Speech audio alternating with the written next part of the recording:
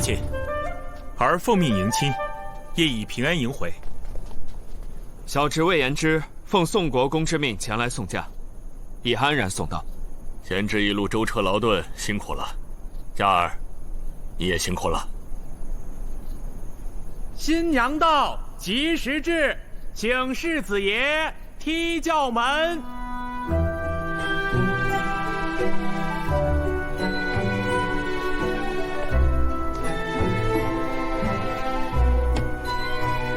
请夫人下轿。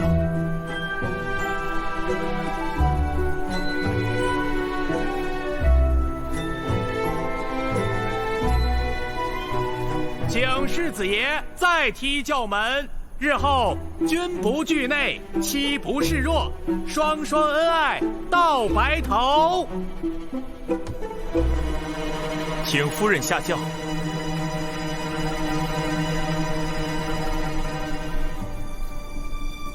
吉时已到，请世子爷先轿帘。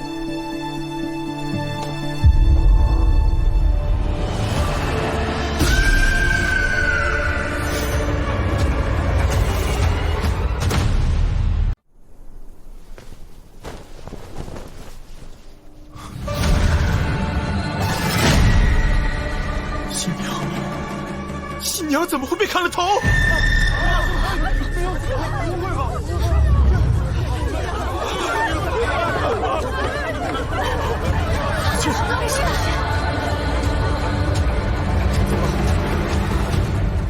海凤，你们几个带老夫人回去休息。哎呀，快！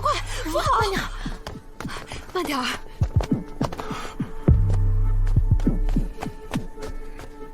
小柔，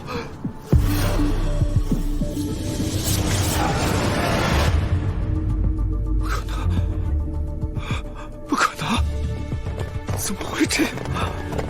小柔明明还和你说过话呢，怎么会这样？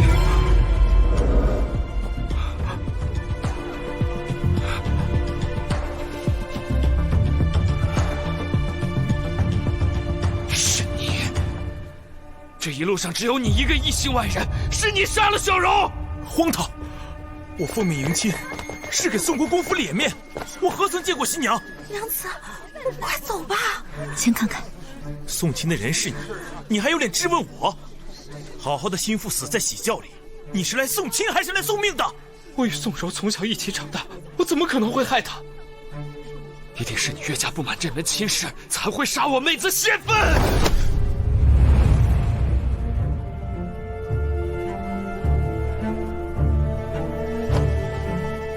我有何不满？说我不满，又怎会出城亲自迎亲？行了，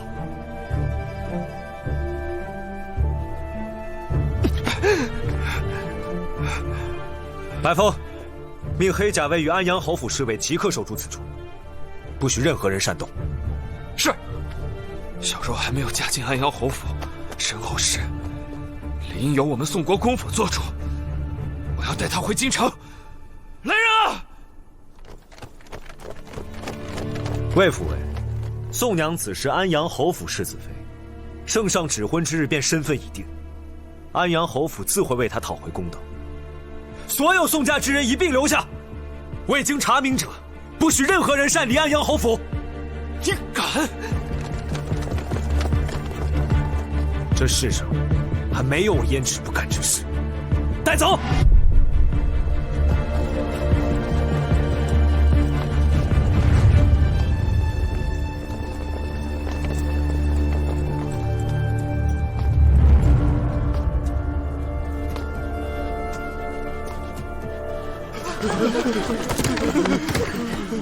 心腹在宋家途中死亡，宋家之人嫌疑最大。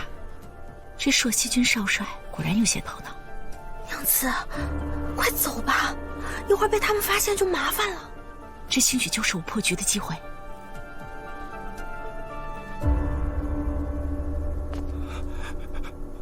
小柔，是我没用，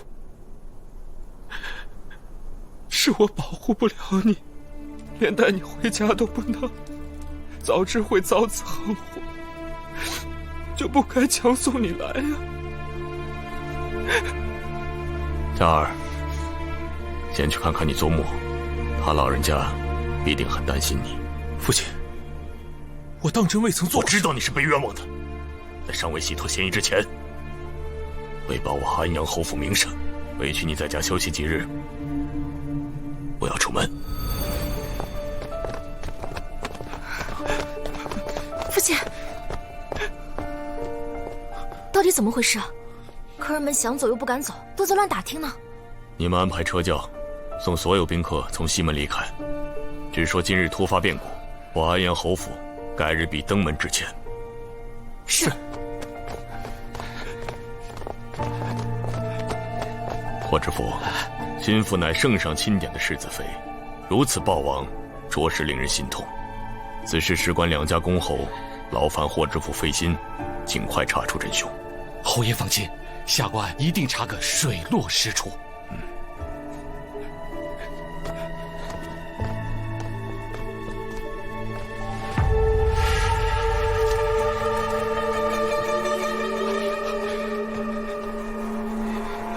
那个，请魏府尉收敛心绪，稍后还要配合官府调查。知府大人，这是把我当作嫌犯了？没，我奉宋国公之命为小柔千里送嫁，她一路平安康健，为何到了荆州地界却丢了性命？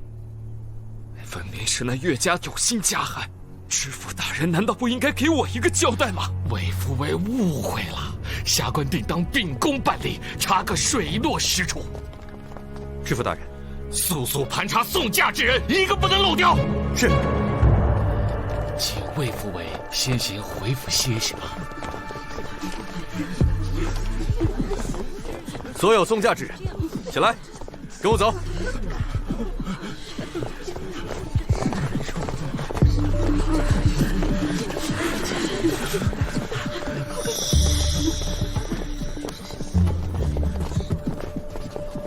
快点，快点，快点，快！殿下。霍知府来得正好，喜教与尸身不宜在此地久留，还请尽快安排勘验。殿下，下官已安排好勘验之事，眼下盘查疑犯是当务之急，劳烦殿下在此看护一二。这知府大人为何不先勘察喜教和尸身？若是损坏了证据，他也难逃其责呀！真是个蠢人。娘子，这事你真别管了。要是大长公主知道你一个女子还行仵作之事，燕起你怎么办呀？可就没有人替我们撑腰了。不会的，若是我们破了此案，对我和安阳侯府都有好处，你不用担心。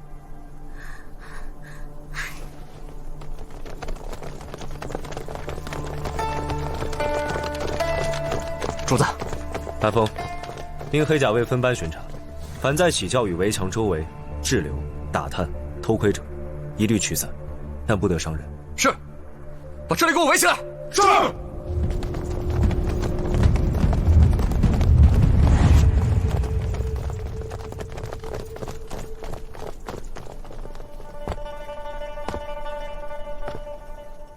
黑甲卫听令，背对喜教。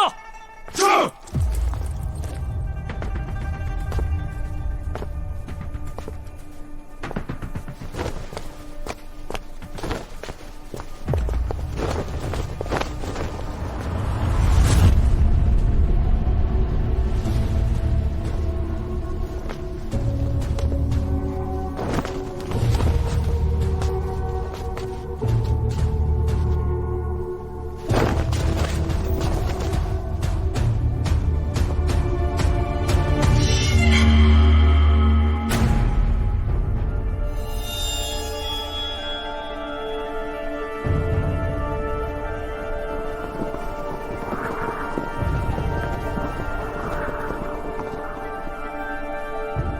奇怪，若新娘在轿内被砍头，鲜血飞溅而出，血溅痕迹因喷射达至棚顶，但这些轿顶和四周不围窗棂上的血迹，血滴尾间也常似甩痕。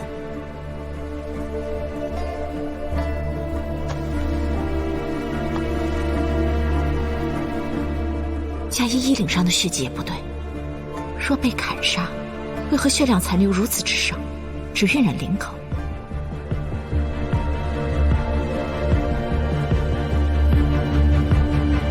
是了，喜教绝非凶杀现场，只怕被人伪造过。你们几个先把尸身送去义庄，然后把轿子抬去府衙。不可！秦九娘子，你怎会在此？几位大哥，眼下这尸身和喜轿都动不得，须得等勘验之后方可挪动。官府办案，你一介女流，休得聒噪，速速离开。若是未经勘验就挪动喜轿和尸身，物证难免遭到损毁，不知几位大哥可愿承担罪责？秦九娘子，你身为闺阁女子，难道就不懂得何为恭敬矜持吗？当众对官差指手画脚，就不怕被人耻笑家教？想不到霍公子竟如此熟知规训，难怪跟着知府大人习学这么久，却仍不懂勘验之重。原来知府大人是因材施教，把公子当闺女养大的。谁在笑？谁在笑？不能笑，我没笑。都闭嘴！秦九，我知道，你至今对我们家退婚之事耿耿于怀，但你越是这般纠缠于我就越发不会回头。你还是死了这条心吧。听到霍公子这么说，那我可就放心了。幸亏公子不肯回头，否则我还真无颜面对先言呢。走，你，竟然走了，是在他到底发现了什么？愣是干什么呢？啊，牛车呢？赶紧把这些东西给我运走，快点！吴少帅军令，任何人不得靠近。哎，我无妨。霍公子，在下霍宁，拜见殿下。霍公子就是霍大人委派的勘验之人。家言只是命在下把这个轿子和尸身抬回府衙和义庄，另有属官和仵作行勘验之事。你们地方州县勘验一贯如此？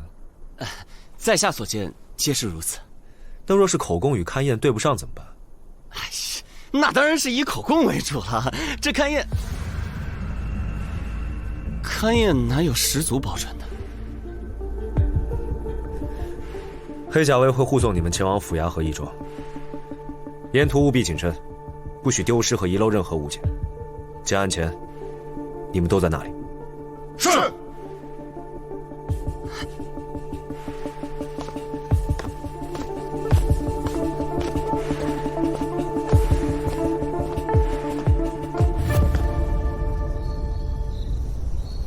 娘子，那个案子你还是别插手了。幸亏今晚那些黑甲卫没发现我们，要是把我们抓住了，发现你真实身份可怎么办呀？你既然救了大长公主，咱们可以去求她送我们到京城啊。父亲有那样的污名加身，我在京城又举目无亲，连真相都无从得知，又谈何平冤昭雪？可你有医术呀，只要咱们到京城再多救几个贵人，那不就可以？哪有那么多贵人恰巧在街头发病？自从得知父亲被污名加身，直到今日，我才明白自己该怎么做。我要让大长公主像信任我的医术般信任我的仵作之能，举荐我以行名幕僚的身份入京。可您是女子呀，哪有请女子做幕僚的？女子又如何？我就要做这令全天下男子都自愧弗如的第一女仵作。可是，这无头新娘案牵扯的都是公侯人家，我们哪位都得罪不起。万一宋国公或霍知府对你的查验不满意，我不需要所有人都满意，刑狱之事更不可能让所有人都满意。我只需让大长公主信我即可。父亲既教会我勘验之事，我就要凭自己的本事为父母洗清冤屈，让杀害他们和秦二叔的人认罪伏法。谁能给我这个机会，我就让谁满意。我都听娘子的，你不怕，我就不怕。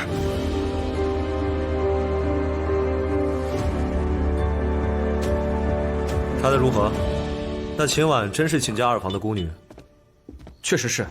根据线报，二房秦良生平仅得秦婉一女，生下来就体弱多病，6岁丧母过后就被送到药王谷进行医治，去岁兵役才出谷返乡，来历清楚，并无不妥。那药王谷只留平民筑谷研医，禁止泄露病患消息，咱们的钉子都楔不进去，他为何能一住10余年？说是这个秦良一生无心仕途，痴迷医道，而且经常为百姓送药医诊，坊间有如意之称，和药王孙熙又是忘年之交，好友的女儿自然是可以常住了。想不到野心勃勃的钟永侯，竟然有个视金钱如粪土的弟弟。钟永侯府名义上虽未分家，但秦良与另两房走得并不近，倒是季夫人所生的秦安和钟永侯走动更多一些。那秦良呢？他的船难查得如何？从药王谷到荆州的水路可不只有一条，我们的人手都在调查沈毅的踪迹。若是重新调派人手，属下怕会影响到靖王案的进程。如今只有沈毅能够证明瑾妃并非为靖王兄所杀，我不信他那样的人能够做出畏罪潜逃的蠢事。全力追查沈毅一家下落，活要见人，死要见尸。至于这个秦婉，我亲自查。这秦九娘子可是大长公主的救命恩人，为什么要突然查她？为了用她。她若清白，定会成为我们追查靖王凶案的一大助力。但你相信，一个久居幽谷的孤女，能辗转千里扶灵归乡，寄人篱下，却又宠辱不惊？她方才着重观察安阳侯府女尸，怕是别有用意。我要用她，就不得不防。那你到底是要用人家，还是防人家呀？你管这么多干什么？你对她有意啊？哎，别，我对这种挑尸身跟挑肉一样的女人，我可没没享受。军报拿上。是。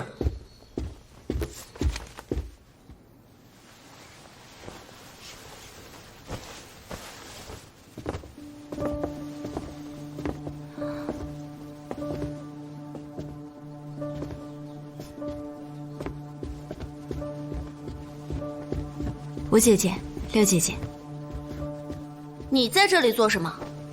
不知道人家看见你就晦气吗？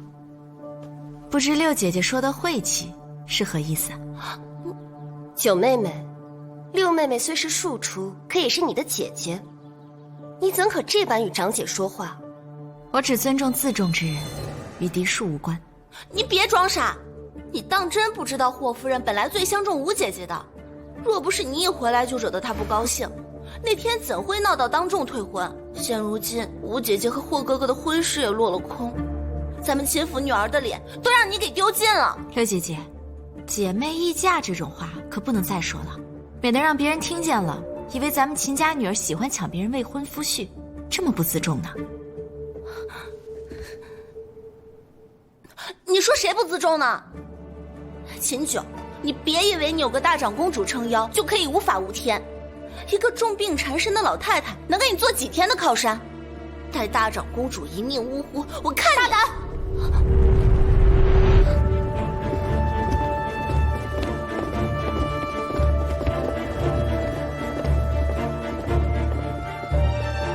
是谁竟敢在此信口雌黄？是他。张嘴！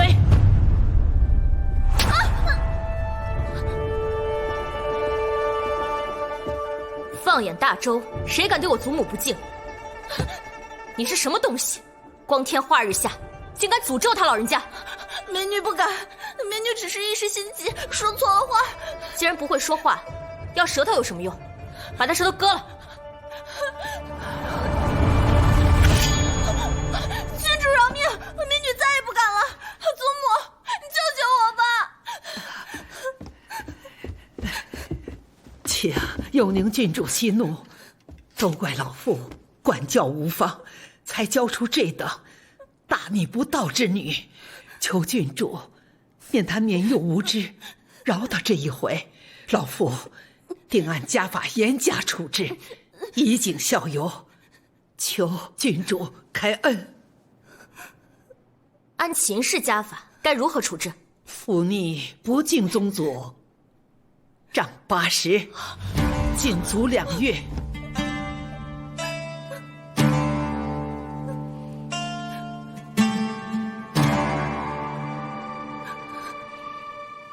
80太多了，会死人的，20吧。啊，谢郡主开恩，拉出去。母亲，母亲，你救救我！吴姐姐，你听我说句话吧！母亲，吴姐姐，母亲。谢君。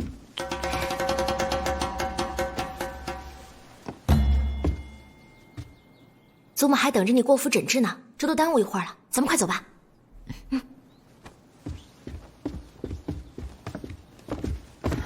母亲，走。祖母怎么睡得这样沉？不会有什么事吧？施酒后沉睡有助气机恢复，但终究是治标不治本。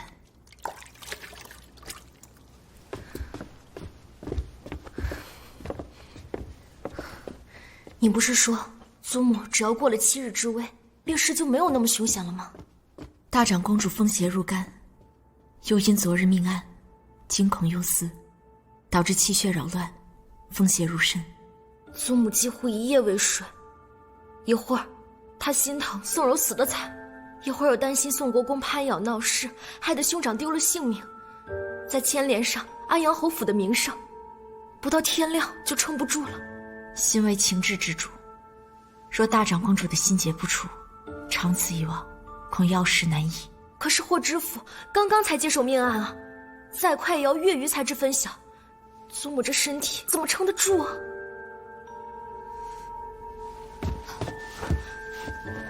你这是做什么？快起来！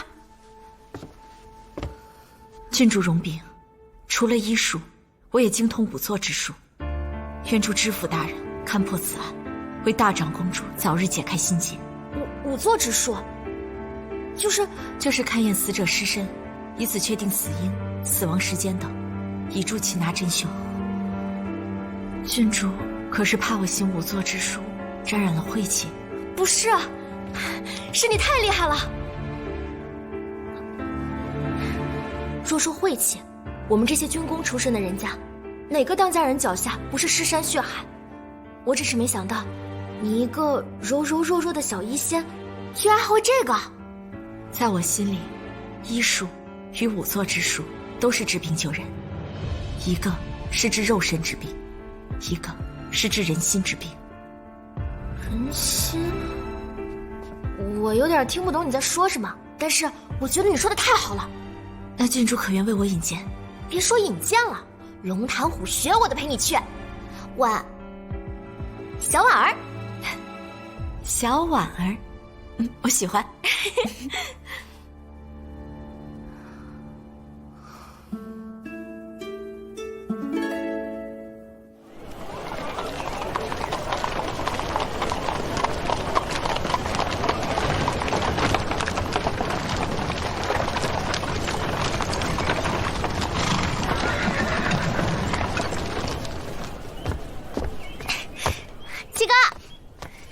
这么大的人了，还不会好好走路？哪有？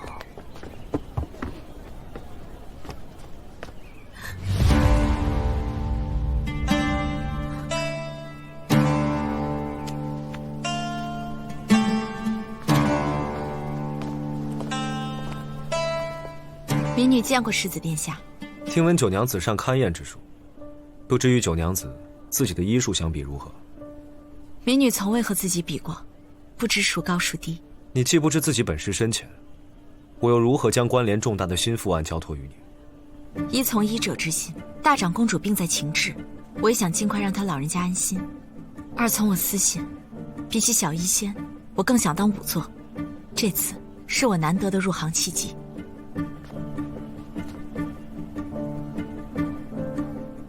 所以比起肉身之病，你更愿医治人心之病？我就是觉得你说的那句话特别厉害，所以才和七哥说了。是，医者只能救肉身，而仵作之术却能除奸惩恶，警窥绝龙。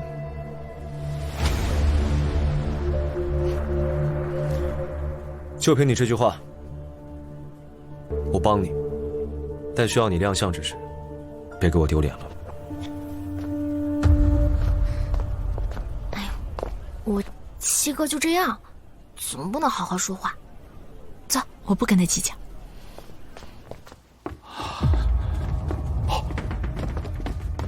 下官参见殿下，参见永宁郡主。霍知府不必多礼。啊，这位娘子好像昨日见过。这是秦府的九娘子秦婉。啊，民女见过霍大人。原来是秦府的九娘子。九娘子对心腹案颇有心得，希望能助府尊一臂之力。九娘子，既已见到知府大人，不如有话直说。元宁，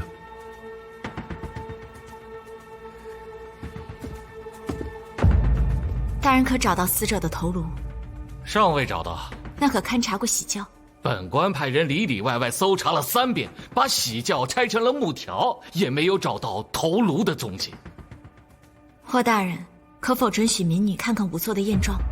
验状是官府公文，不是谁想看就能看的。无妨，给他看看。是。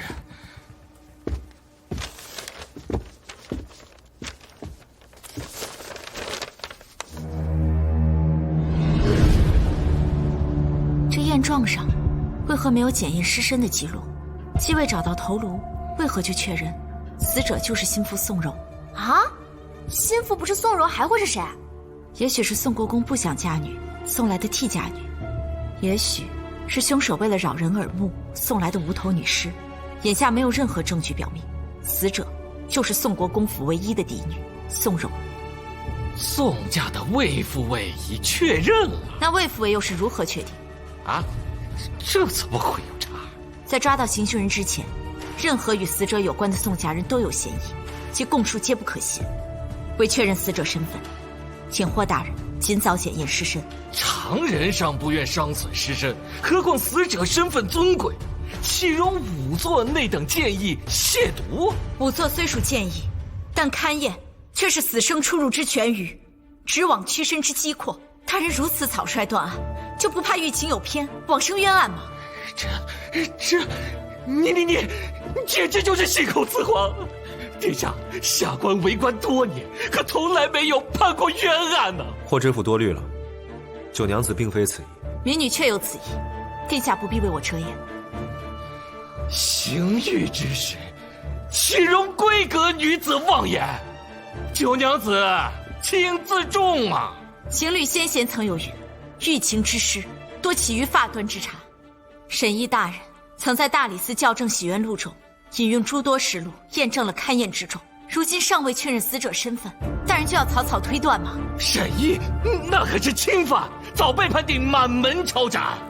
你把这种不忠不义之人设为典范，未免太过不智了吧？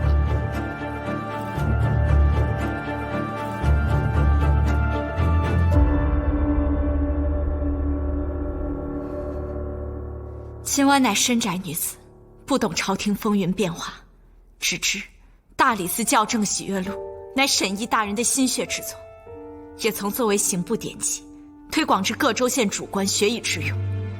想必大人也曾拜读过吧？那又如何？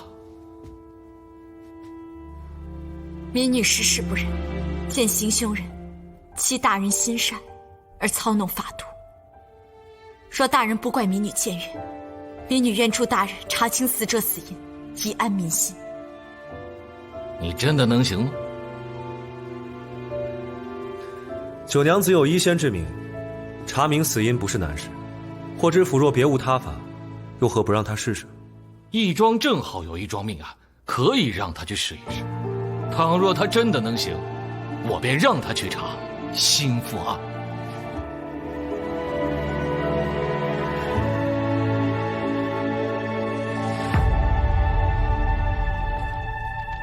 徐仵作，林大兴被工头魏武活活打死，为何只检验了死者尸身，并未探明尸身脏腑是否受损？就此推断，死者是死于隐疾。徐和入行资历尚浅，至今未曾剖验过尸首。你不会剖验，怎么做都不做？您不是跟我说，像您一样，不用学吗？那魏武供述的打斗过程与仵作勘验的完全一致，没有致命外伤，就一定有隐疾啊！那没有必要剖验嘛。既然死者死于隐疾，那病灶在何处？我堂堂一个知府，怎么会知道？大人确实不必知道这些。我既提出要复查死因，自然会负责到底。如何复查？我要亲自剖验尸身。什么？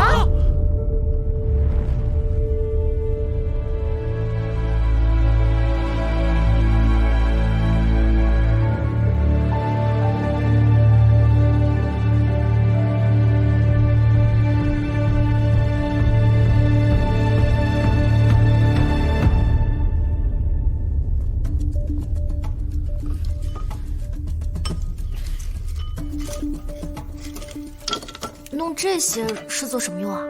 服下香丸和苍术水，是为了去除尸臭，防中尸毒。点燃干松是为了避讳。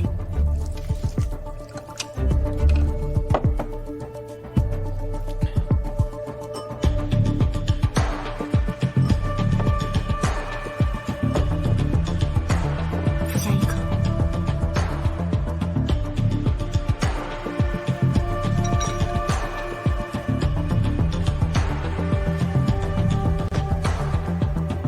护手不可有不妥。此物不隔水，剖验之时，多半会被湿水伤了手。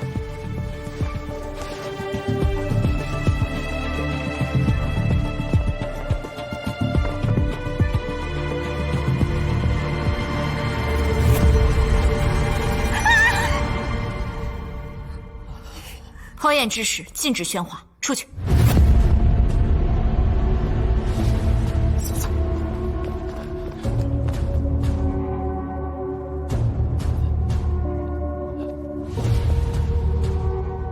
闲杂人等退后。徐和，把我说的每一句话都记下来。是。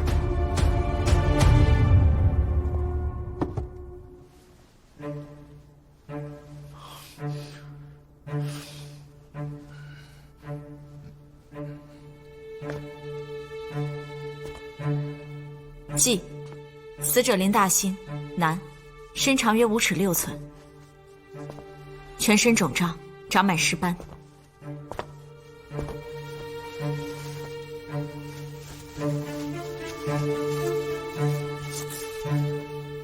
头发脱落，双目突出，唇口微张，唇齿间有黑褐色血块。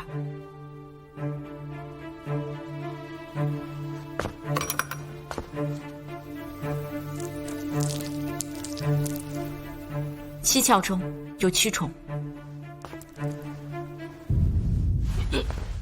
因死于暑月，大约5日左右。伤损处血印分明，左侧胸口有圆形青黑色血印，初检时未做记录。记：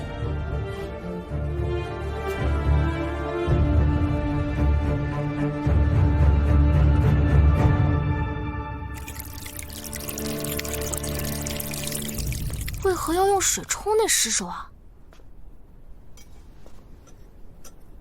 茯苓，茯苓，快来，快！小孩动刀了。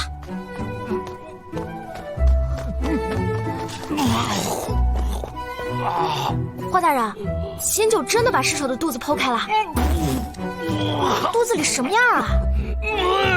好了好了，我不问了，你吐吧。西哥是不是成仙的？怎么刚好挡住啊？连徐仵作都吐成这样，小耳到底干什么了？哎，别看了。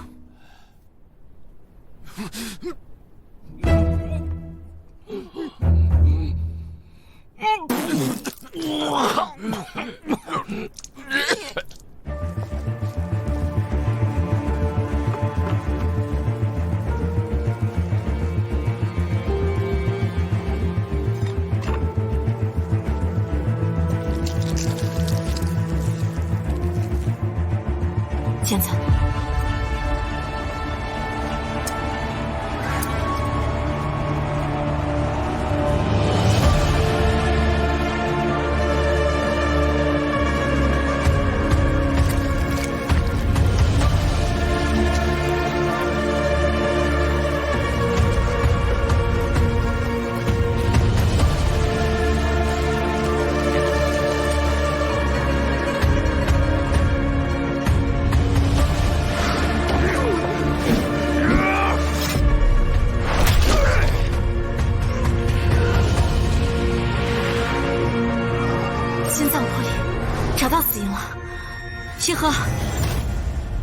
出去秃了。世子殿下在这多久了？一直在。完了，方才他一直在试探我吗？是不是已经怀疑我了？方才怎会随手就帮他擦了汗呢？他不会误会吧？世子殿下，我擅武做之事，不便被别人知道，还请殿下为我保密。好。九娘子，辛苦了，辛苦了，辛苦了。民女已经查明，死者林大兴就是被圆形钝物击中左侧胸部，心脏破裂而亡。世子殿下不必误会，已将验状写好。霍大人，如果现在派人去搜检魏武家，应可找到与胸口伤痕一致的凶器，只是那凶器因被棉布包裹，所以初检时没有明显的外伤痕迹，尸首败坏后方才显现出来。哦，我这就去找人搜检。且慢，今日若非九娘子鼎力相助，行凶人早已轻松脱逃。还请诸位莫将今日剖验之事外传，以免九娘子受无知之人毁谤。殿下说的是啊。多谢世子殿下。切莫小事，不必多礼。九娘子这次剖验为荆州除恶扬善，本官真不知道该如何感谢呀。大人若想真心谢我，不如回去抄写10遍大理寺校正学院录可好？民女只是一时玩笑，大人不必当真，日后引以为戒就好。好一个玩笑，好一个玩笑！本官以后再也不敢轻慢勘验之事了。七哥，小婉儿那么厉害，要不新副案请她来当仵作吧？不知霍府尊意下如何？哎呀，九娘子一武双绝，是下官的荣幸啊！我现在就派人去捉拿魏武，下官先行告退。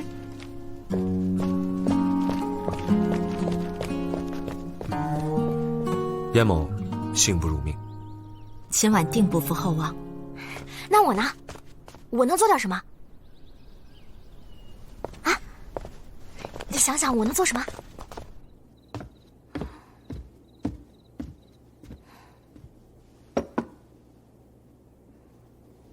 你想什么呢？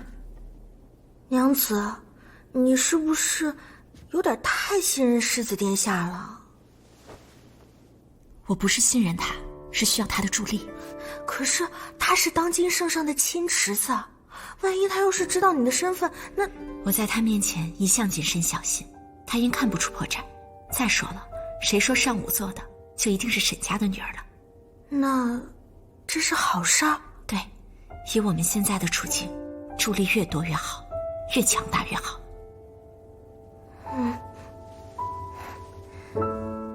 白风，属下在，主子有何吩咐？把沈毅所有的书册都给我找来。找那些书干嘛？我要从他的所著所诉中探探他清明的虚实，知道他为何能让他如此尊之敬之，又对刑狱之事如此心向往之。他，这第4个他是九娘子吧？您是不是对那个九娘子？白风，今晚月色甚好，侯府演武场，他40圈，去吧。不是主子，50圈。是。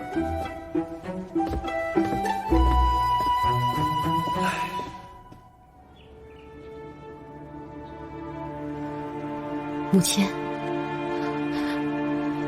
母亲，您再用些吧。是啊，祖母，你再用些。宋柔，可有消息？霍知府正在查呢。祖母，小婉儿说您现在最忌操心受累了。可有？母亲，您先安心养病吧。你叫我如何安心养病？事关岳氏的长孙，岳氏的全族，这要是圣上他怪罪下来，试问我们安阳侯府谁能够担当得起？你能吗？你能吗？谁能？啊！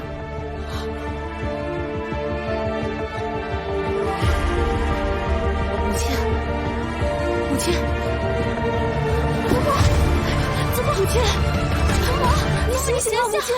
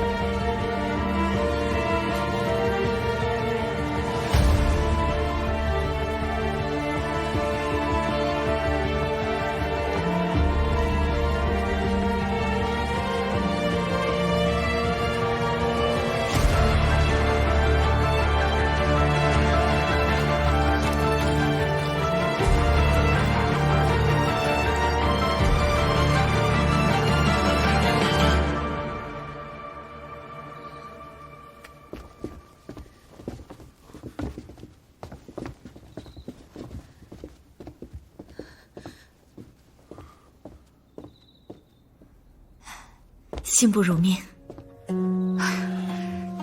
好孩子，你是我们侯府的大恩人。夫人不必如此，大长公主的伤口若2日内不曾发溃，才算逃过这一劫。九娘子，可否在府中多留几日，加以看护？岳某将感激不尽。这本是民女应做之事。哎，来人，把梅园给九娘子收拾出来，一切用度比照郡主的例。是，可以进去看看了。好，快。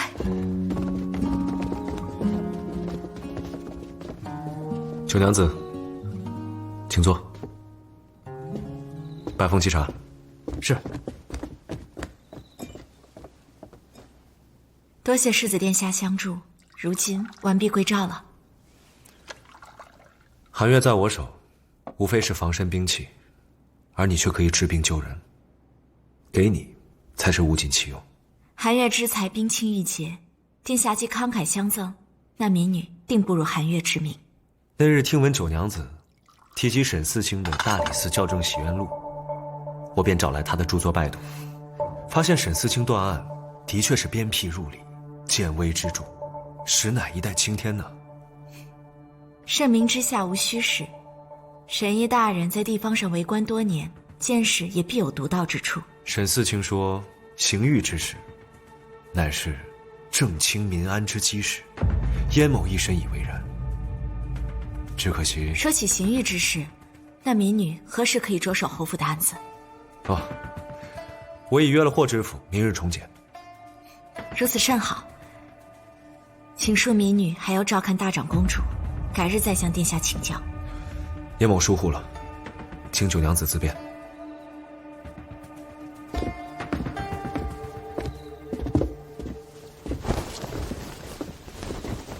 主子，你一提沈毅，福陵那丫头脸都吓白了。他们不愿与我多说，可为何会对自己崇敬之人如此讳莫如深？小婉儿，你这回不但帮霍怀信抓住了魏武，保住了乌纱帽，还助他官升大振，这下他必定后悔当初推了你跟霍宁的婚约。我现在啊，只求尽快检验尸身，其他的都与我无关。霍怀信倒是保全了自身，可我价格还不知何时才能脱罪呢。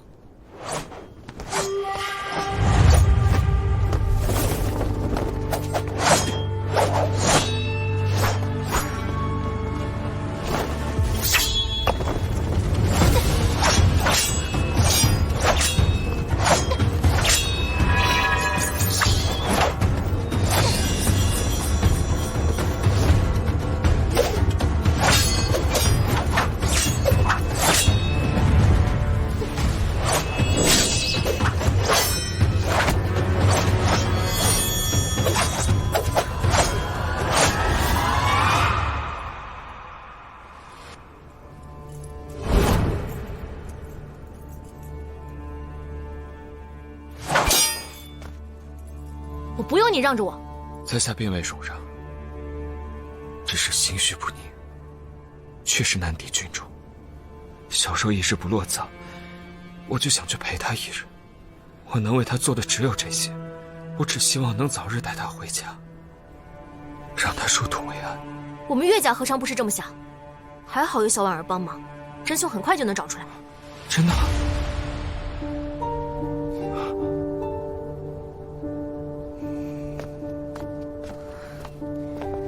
莫非九娘子懂侦查之术？我只是会一些医术，帮府衙做些力所能及的事罢了。无论如何，魏某都感谢九娘子。只要还有一丝希望，魏某都深感欣慰。告辞。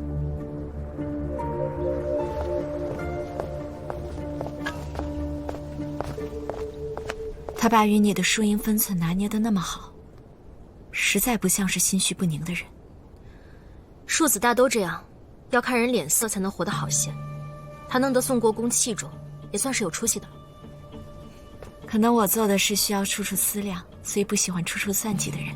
难怪祖母说你活得太累心，那是因为人心叵测。我价格太冤枉了。宋国公府送亲的侍卫和侍从有近100人，还有丫鬟婆子围着喜轿，怎么会来那么大一个活人死在里面都不知道？我价格不过是去接个亲，就被栽赃在头上了。可是他连那个宋柔长什么样都不知道。你说，那个没头的真是宋柔吗？不管他是谁，只有尸身才能告诉我真相。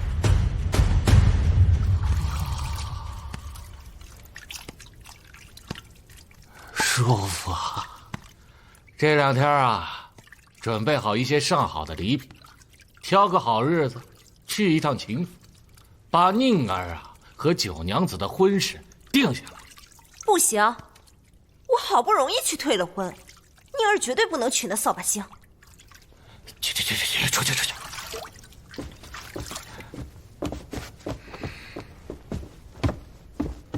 妇人之见，那丫头可不是一般人，就凭她的本事，保准能让我们霍家兴旺发达。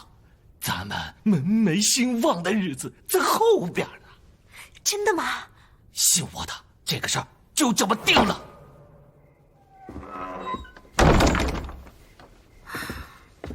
娘子，今天可把我紧张坏了，直到大长公主醒了，我才松口气。你怎么一点也不担心啊？无端的担心只会让人心乱。我只有救下大长公主，让侯府欠我这个人情，我们才有机会依计划行事。这个险必须得行。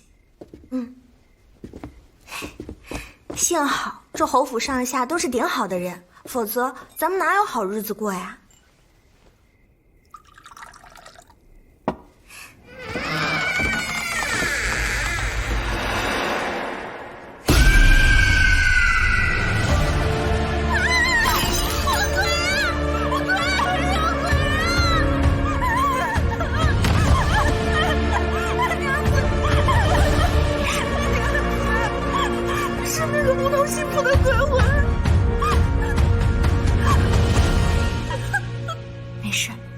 这个世上没有鬼怪神仙，不用怕。可是我明明看见了。你看到的不是鬼，是别有用心之人。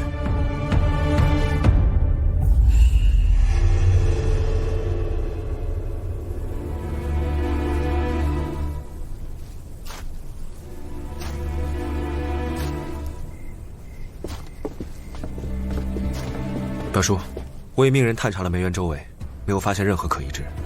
不会真的是那宋柔喜欢明渊吧？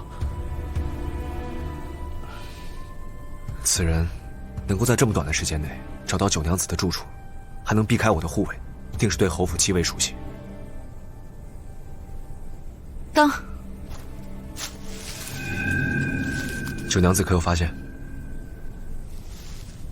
行凶人虽已尽力遮掩痕迹，但殿下请看，这几株月季花丛，花瓣都已凋败，且都顺着同一个方向散落下来，可见是行凶人匆忙拂倒的。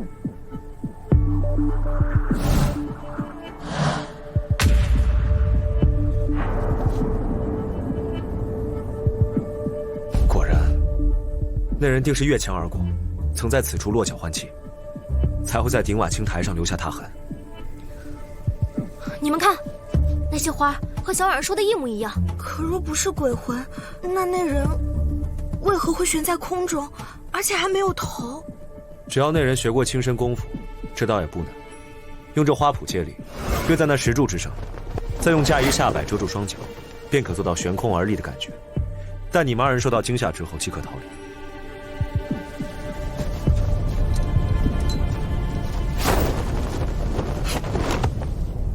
我来吧。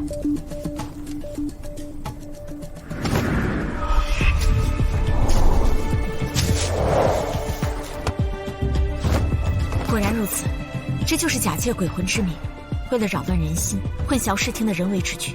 明日你就要去义庄验尸，此人偏偏选在此时在梅园行事，恐怕是想把你吓跑。九娘子要验尸一事，府内只有我夫妻二人和宁儿兄妹知道，那是如何走漏风声的。我可跟谁都没说过。我可能跟魏延支漏了点消息。你跟他说了什么？我们比武的时候见他忧心，我没说验尸的事儿，我就说小婉儿会帮忙。当时宋家护卫长魏成也在旁边。你怎得如此鲁莽？魏府尉和护卫长那边，我自会派人去查。此事的关键是要先找出这嫁衣的来历，也许能顺藤摸瓜，找到装神弄鬼之人。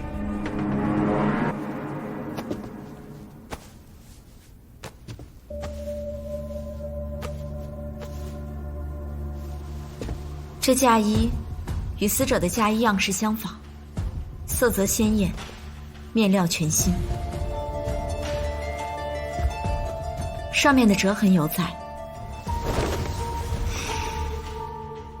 樟木香味尚未散去，应是刚刚从香笼中取出的新衣。右侧袖口处有一处污渍，尚不知是何物。娘子，那块污渍应该是松烟墨。松烟墨，为何？我学女工时曾经专门认过面料，这嫁衣应该是萧红纱，号称百污不沾，唯有松烟墨才能染上痕迹。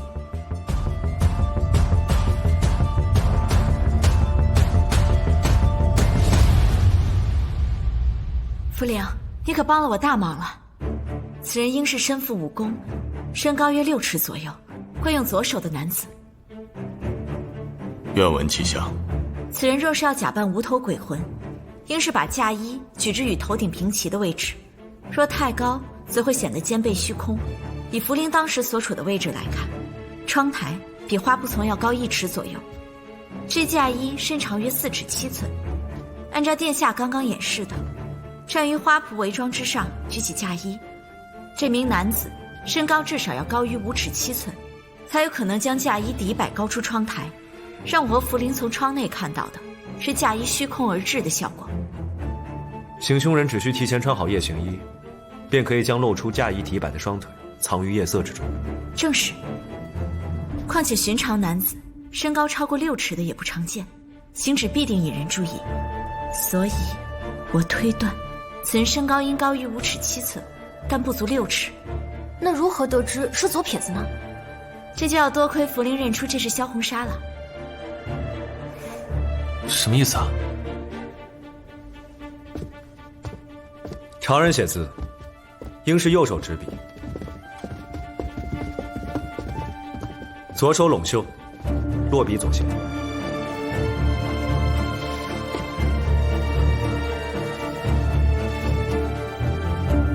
可惯用左手者，则为左手执笔，右手拢袖。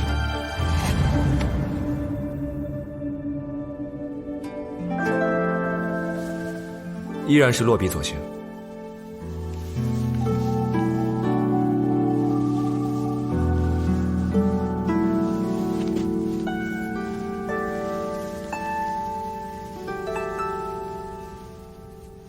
右手袖口才会沾上墨渍。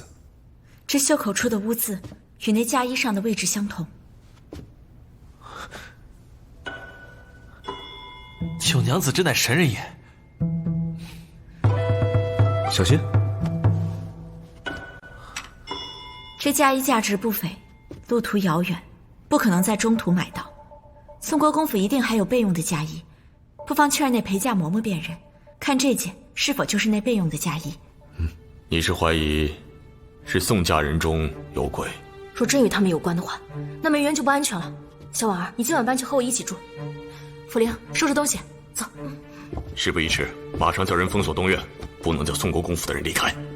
表叔且慢，在未有确凿证据之前，先不要与宋国公撕破脸，还是先请霍怀信出面较为妥当。也好，我这就去请霍知府。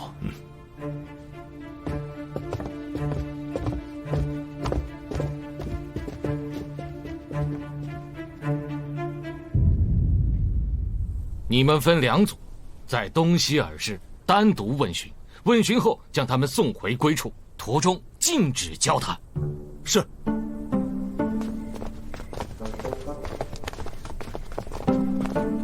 快去！是。殿下，我已经安排妥当了。安阳好，世子殿下，霍大人，深夜来此，可是小柔的案子有了眉目。魏副尉，稍安勿躁。有样东西，请您辨识一下。来人啊！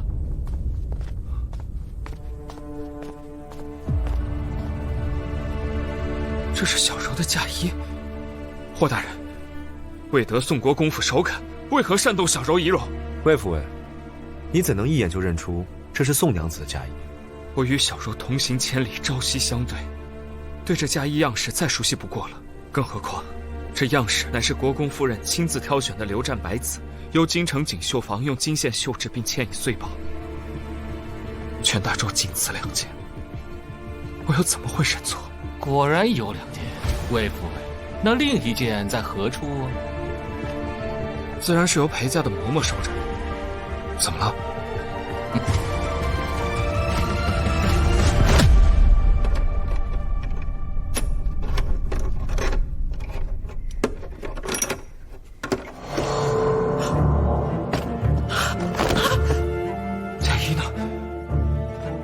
嫁衣去哪儿了？在十里铺时，老奴还清点过，明明见到嫁衣好好在香笼里的呀。入库时你为何不曾查看？你怎么办的差事？负责保管庄帘的有几个人？夫人指命老奴一人为大娘子保管贵重衣饰，所以只有老奴有这香笼的钥匙。可是老奴的钥匙从来不离身，实在不知这嫁衣怎会不见呢？还有谁能进这间库房？还有我，但我从出事那日起便从未踏入过库房，陪嫁之事也都交由下人和护卫自行其事。我虽有送嫁之责，但任由自己沉溺哀痛，嫁衣丢失也未曾察觉，实在难辞其咎。霍知府，在，把这嬷嬷给押下去。来人！是。饶命啊！老奴冤枉啊！饶命啊！魏副尉，你之前日日替宋娘子守灵，如今头七未过，怎么就不去了？连续的守夜让我有些体力不支，今日在和魏成拆招的时候昏倒了，他便不许我再去了，盯着我淋了1晚上的帖子。的确如此，在下可为魏副尉作证。还请魏副尉与护卫长将你们的双手伸出，给我一看。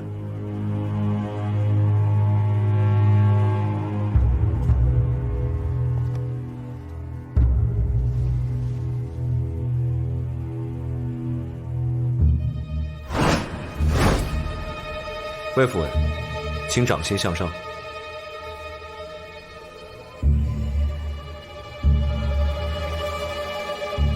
魏护卫长的左手为何也有茧？军中惯以长枪操练，长枪需双手握持方才可以。世子殿下，这是何意？得罪了。护卫长所言不差，他的确不惯用左手。魏副尉平日可也喜欢书法，在下心情不好时，便会临帖，这是自幼替嫡兄受罚养成的习惯。魏副尉，既身体不适，就早些回去休息吧。那加一之事，放心，严某自会将调查结果告知霍大人。多谢世子殿下。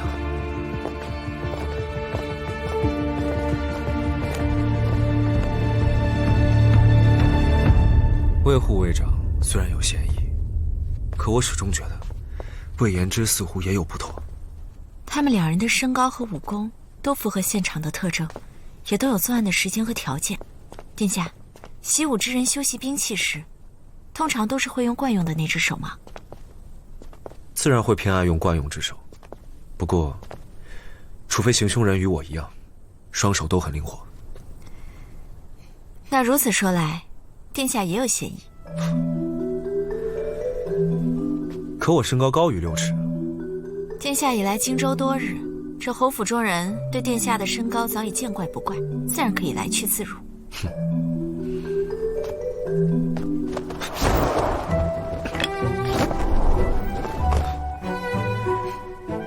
我若越墙而入，又怎会留下痕迹？九娘子可还怀疑我？行狱之事虽看重线索，但也重情友。殿下是指挥千军万马之人，自然不屑于装神弄鬼。殿下不用担心，这些小把戏还吓不到我。明日我定要剖尸检验。不过宋国公府对剖尸检验一向很是抵触，霍怀信又一贯练权为上，若是明日剖尸检验遇到阻拦，不必担忧，我自有对策。多谢殿下。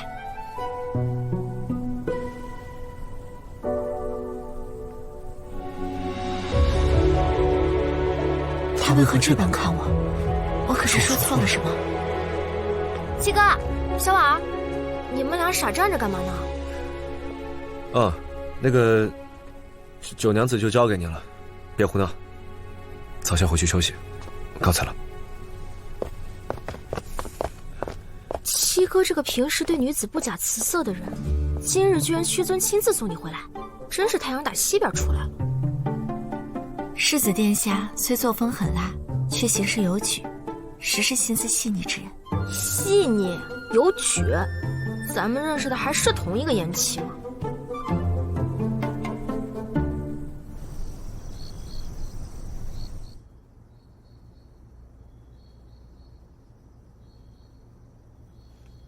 主子，京城急信。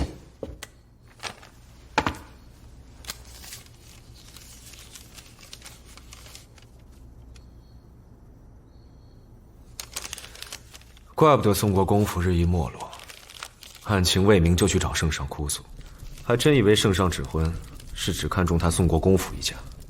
派人继续盯着。是。对了，英祖在沈邑携家出逃的渡口河底发现2具尸骨，身负巨石，看衣饰应该就是沈邑夫妻。可查明死因？尸身只剩白骨，无法推断是溺毙河中还是死后陈尸。那他们的独女沈婉呢？未见沈婉尸身，至今还是下落不明。下落不明，还真是好巧呢。巧？哦，难不成主子是怀疑沈婉暗通杀手出卖父母，然后一个人逃跑了？派峰，我至今还没发现，你竟然如此聪明。我就是想开个玩笑，逗主子开心开心。不许调侃王者。杀手连沈邑夫妻的尸身都没放过，又怎会留下一个弱女子的活口？属下知错。将他们的尸身好生安葬，再将沈婉的画影送过来，要快。那还继续查沈婉的行踪吗？查。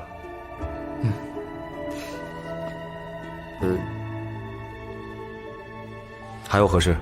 还有一事，属下不知该不该禀报。说。今日霍夫人携重礼拜访秦老夫人，似有意重提霍公子和九娘子的婚约。怪不得今日霍宁那样看秦九。霍怀信倒是善钻营，不过这霍公子，他不配。听说昨夜霍大人连侯府的府兵都审了，整整审了1夜呢。没有世子殿下和安阳侯府的准许，霍怀信是万万不敢如此大刀阔斧的。希望早点找到那个人吧，我现在想起来还后背发凉呢。大呼小叫，成何体统？真没规矩。我的人有没有规矩，还不劳霍公子费心。清秀娘子，如此对我，可还是记恨当日解除婚约之事啊？请问霍公子是有盖世之才，还是德厚流光啊？凭什么认为那婚约值得我放在心上？今日你我不妨明言，那日霍夫人向我祖母再提婚约，我已回绝了。且晚在此，特意感谢霍公子当日不娶之恩。别！霍公子，燕某正欲接九娘子为大长公主复诊，不想再次巧遇。不知九娘子是否方便？很是方便，还请劳烦世子殿下相送。请。霍公子劳累了一夜，也早些回去休息。是，不辛苦。经过昨夜审问，宋国公府与侯府的府兵皆没有左撇子，且可以互证清白。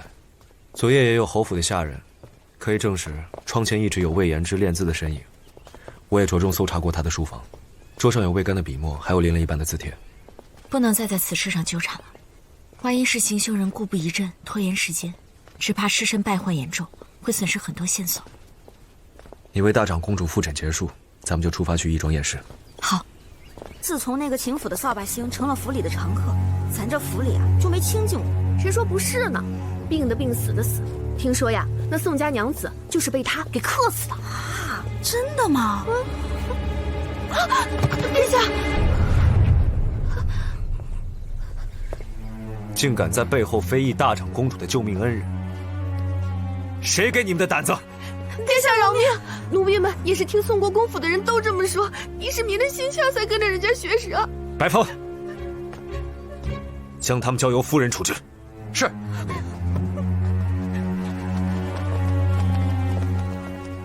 我现在可以确定，行凶人与宋国公府脱不了干系。若说那晚在梅园装神弄鬼是为了把我吓跑，那今日这些谣言，则是想挑拨侯府对我的信任。宋国公府的人对我如此忌惮，想必那尸身定有古怪之处。看来他们已视你为眼中钉，你岂不是很危险？自古邪不压正，只要让真相大白于世，我又有何可惧？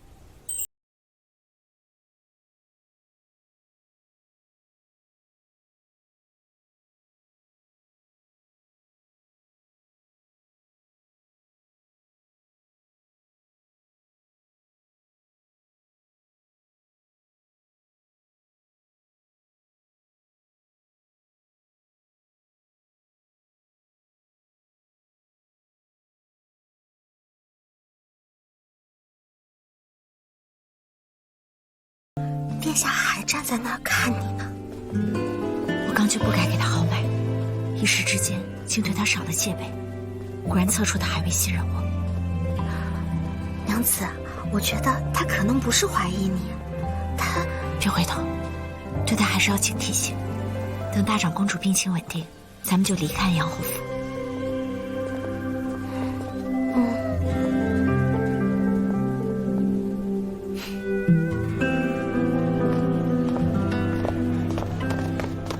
九娘子，拿着。殿下，这是何意？拿着吧，一点心意。美女愧不敢收。我曾怀疑你救治大长公主是为了贪图富贵，如今你不顾猜忌再救大长公主于生死，又何愧之有？拿着吧。美女谢过殿下。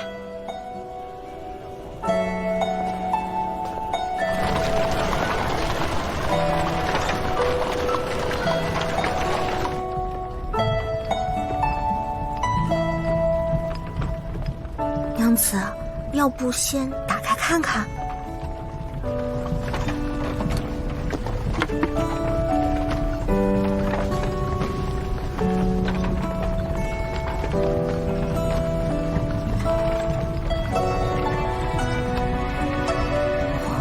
这是鹿皮做的手套，这手套可比你以前那副好多了，鹿皮还能隔水呢。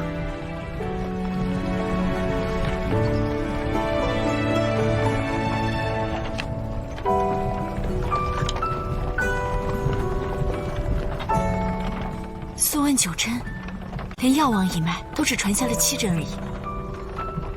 世子殿下送你这份礼物，真是花了大心思。大心思？他如此费尽心机的对我，所图必然不小。莫非他是想让我去朔西做军医？不行，这会影响回京大计，我必须找个机会拒绝他。九娘子对礼物可还满意？殿下所赠正是民女求而不得的心仪之物，民女实在不舍得退还，只能忝为受之。多谢殿下慷慨相赠。九娘子觉着好用就行，还请九娘子好好检验。你看，他果然对我另有所图。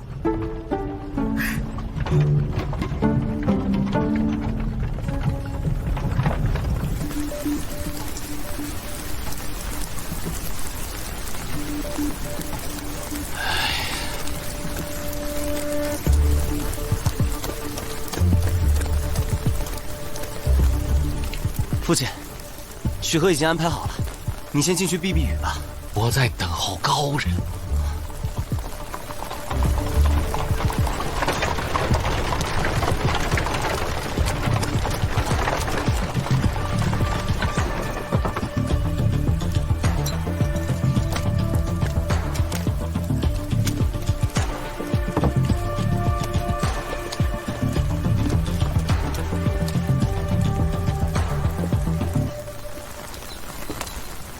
多谢世子殿下。殿下，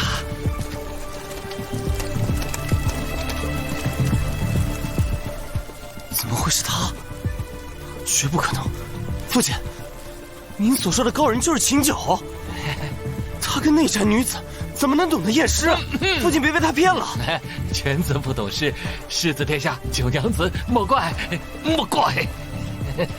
霍公子，秦九娘子是否真的懂验尸，自有我做担保。无妨，民女稍事准备，大人请自便。茯苓、箱子，你在这儿等我。走。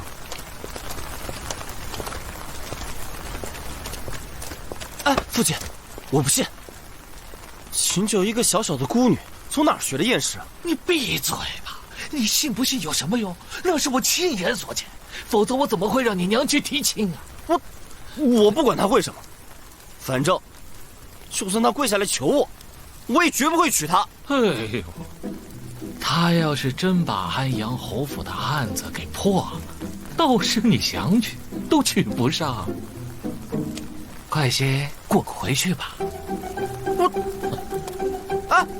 我偏不回去，我今天非要看看这个秦九到底是何等高人。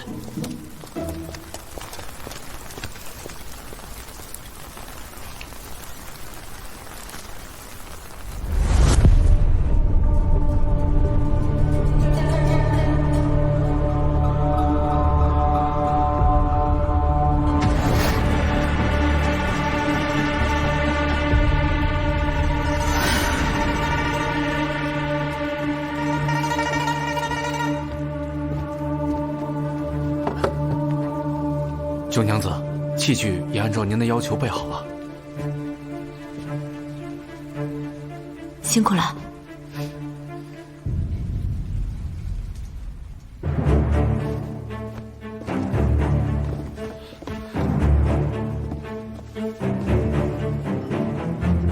哎呀，我用不着。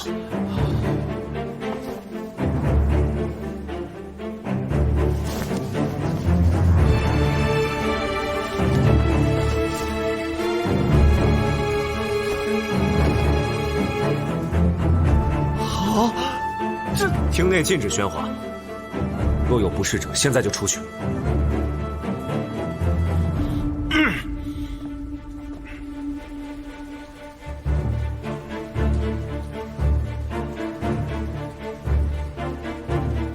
开始记录。是，我来。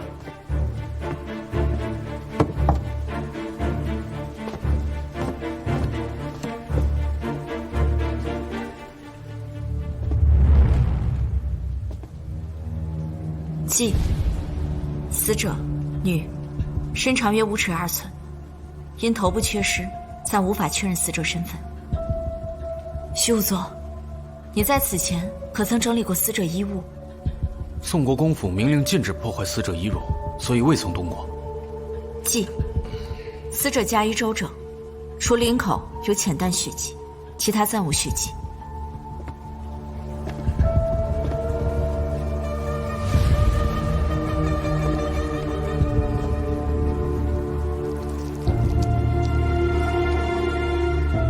颈部有蛆虫，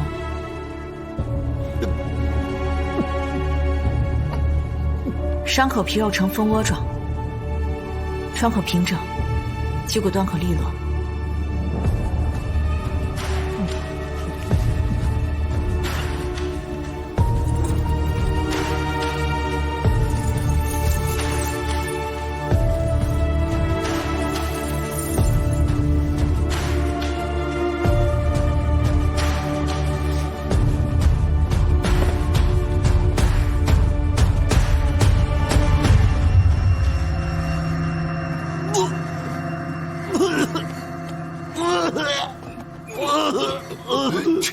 带他出去。记：死者全身出现尸斑，下腹处有明显骨胀，小腹、私处及腿面臀后侧有暗青色皮肉变动，未见其他伤处，应于鼠约死亡，距今有6、7日左右。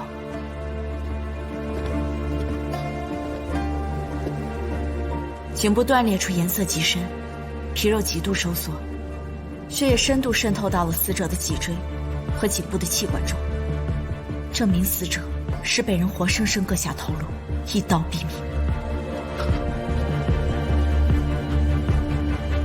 死者若是活着被斩断头颅，血液定会喷溅而出。可方才嫁衣领口上血迹极浅且不多，说明死者是在死后被人穿上嫁衣的。世子殿下好推断。你的意思是，死者是死后被穿上嫁衣，放入洗窖中？正是，洗窖中的血液有些异样，是为了乱人视线。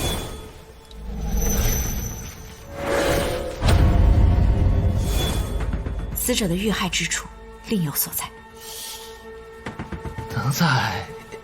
能在哪儿呢？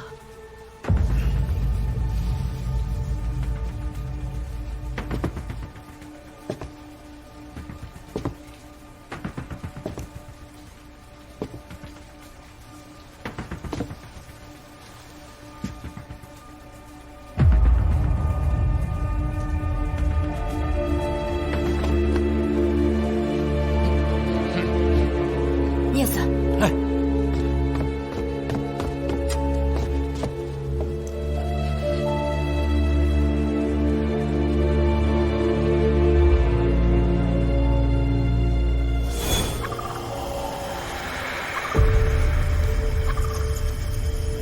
这是白齿蚁，靠腐木为生，常盘踞在榕树林四周。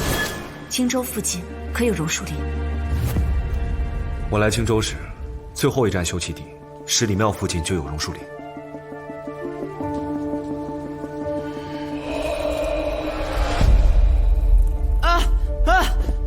榕树林怎么又来了？让我去，听不到，跟着他去。须贺，洗尸，把葱白拍碎，涂抹于死者全身，用纸沾上醋，盖住全身焖一会儿。好，我去准备。这又是为何呀？宋国公府既不让剖尸，我只能把体表勘验做得再周全些，看看是否还有其他暗伤。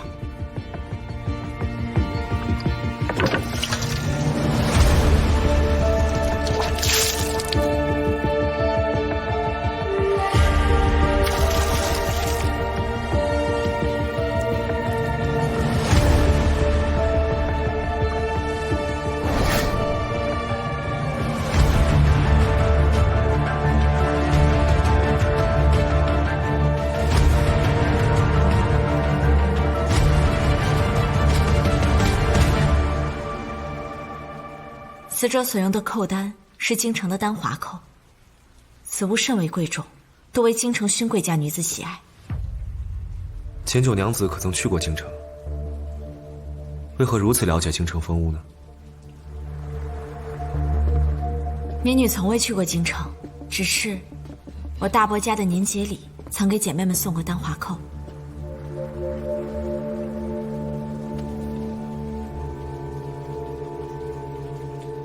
死者的右手柔嫩白腻，左手中指的第二关节和大拇指关节处都有厚厚的茧。宋娘子是否善琴？我早已派人查过，据宋国公府的下人说，宋娘子的确善琴，在陪嫁当中也有一把名品古琴，可有不妥？只有积年累月的练琴，才会有这种茧子。这具无头女尸，很有可能就是宋柔。我真希望她不是宋柔啊！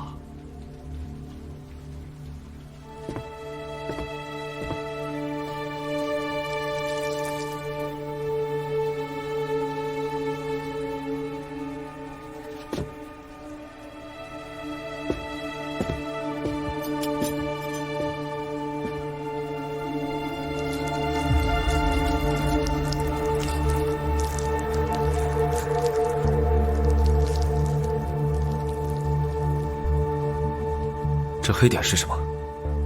是痕。宋娘子出嫁之前，可能与人有了私情。齿痕。宋娘子出嫁前，可能与人有了私情。啊，许哥，阿什巴，出去出去！私情？你可确定？九娘子，有些话可不能乱讲啊。二位请看。这是陈旧疤痕，从未腐烂的地方可以看出，上下黑点呈半月形对称分布，上方的黑点较下方大而长，是因为人的上牙较下牙大且排列松散，损伤更重。这是咬痕，乃人齿所致的挫裂伤。就算是人咬的，也可能是女子之间打闹留下的。男子与女子下颌宽度不同，若是打斗所致，死者必定会反抗躲避，伤势和位置都会不同。是啊，再说宋柔是宋国公的掌上明珠，府上无人敢惹，更遑论咬伤至此。就凭一个咬痕就断定宋柔与有私情，这也太草率了。还有白痴蚁，白痴蚁靠腐木为生，鲜少攻击活物，只有死者曾裸身躺在蚁窝附近，才有可能在其私处发现白痴蚁。你说他会不会是被胁迫的呢？被胁迫为何不示警？真当宋家侍卫是死的吗？成亲当日，死者坐在喜轿中，被抬入荆州城，只有趁前夜休憩时方可行事。若非亲近之人，他为何要在夜间独自前往榕树林？宋娘子如此惨死，庞大的宋家队为何无一人察觉？甚至还有人在侯府企图装神弄鬼，扰乱我心智，应该都是宋家人所为。你说会不会是下面的人为逃避护送不利之罪，多方遮掩，也是难免的呀？大人所虑也不无道理。民女恳请霍大人准许剖尸检验，以找到确凿证据。什么？剖尸检验？万万不可！万万不可！那宋国公他绝不会同意的。霍知府，宋柔在几个月前就该进居备嫁了。若是宋柔婚前失贞，却还要嫁于安阳侯府，宋国公这是将安阳侯府的脸面置于何地，将圣意置于何地？此事事关重大，霍知府为官多年，该怎么做还用我教吗？我现在就重新派查宋家诸人，劝魏延之首肯剖尸检验。下官告退。此番宋国公与安阳侯府恐难善了，在未剖验之前，还请亲旧娘子切勿将宋柔可能失贞之事外传。漏露所言示状者，杖100。民女虽非官役，但已知检验条例，殿下多虑了。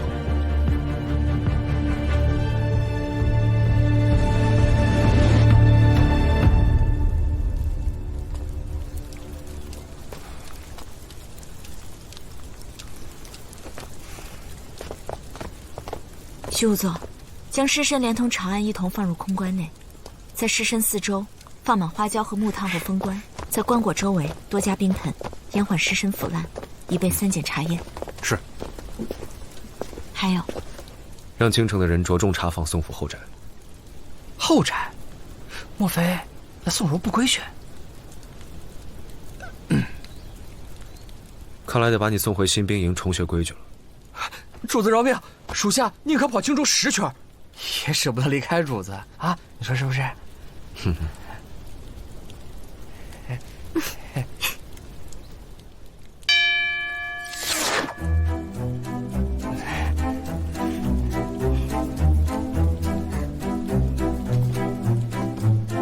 九娘子慢走。白将军有要事回避，别打扰他。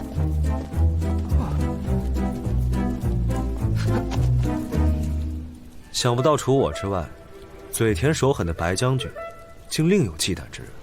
主子，你就别叫我将军了，你都叫的我腿软了。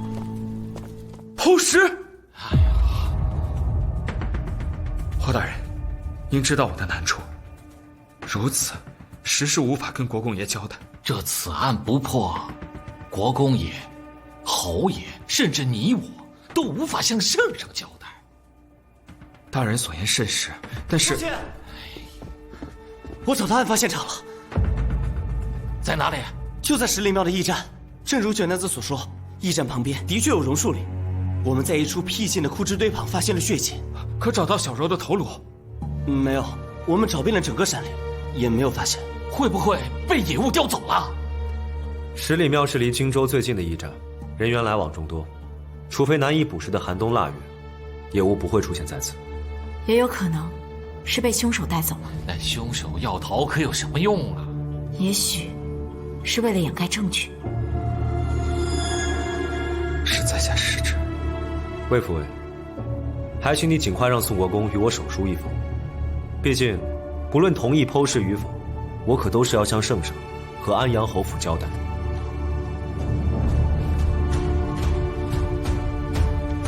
在下告辞。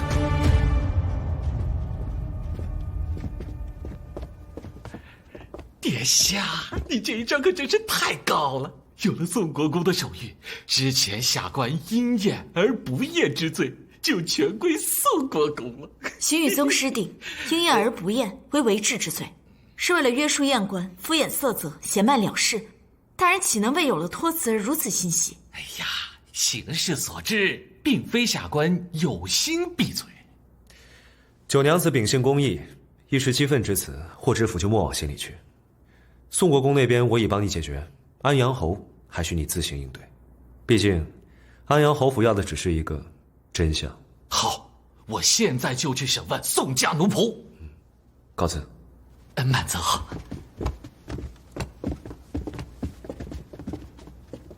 儿啊，以后还是以课业为重。秦婉这个高枝太高了，咱攀不上啊。福陵，上车，回安阳侯府。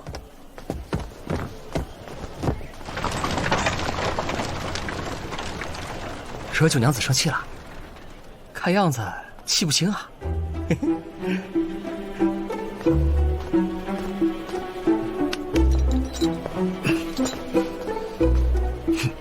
你欠的绕荆州10圈，这就开始吧。不是，主子，那这，恕属下泣血相告，这小娘子生气了，得赶紧哄回来，隔了夜就哄不回来了。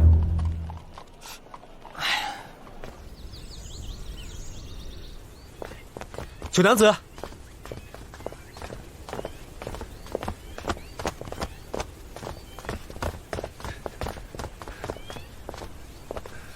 九娘子，九娘子方才可是责怪我用宋国公的手书替霍怀信开脱？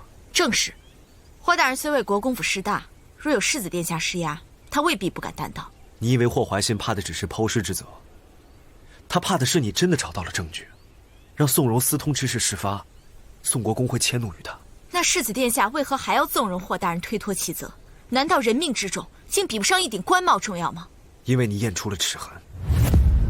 圣上已亲自过问此案，虽说齿痕并不能当作宋柔私通的确凿证据，可也足以令人生疑。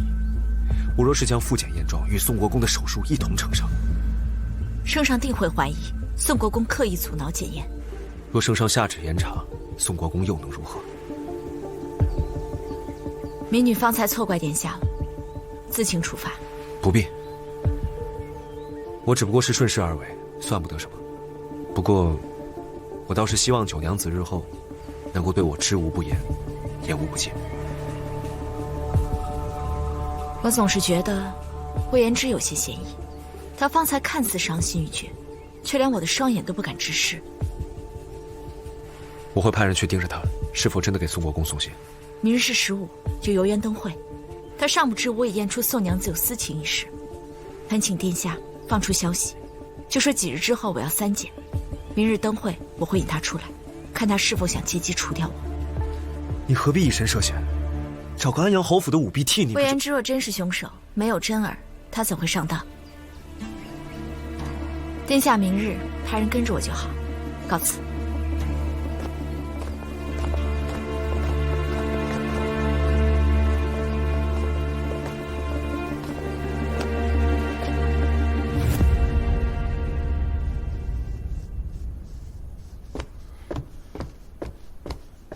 公子，京城来信说，咱们出发的第2天，大公子和长随都不见了。为何不早来通报？护卫翻遍了京城，没找到大公子，国公爷这才给咱们传信。派人沿咱们来时的路查一查，大哥只怕是追过来了。那娘子会不会被大公子？闭嘴！还嫌国公府的麻烦不够大吗？可是我听世子手下说，尸身还有3检。那倘若真的检出，咱们怎么跟国公爷交代啊？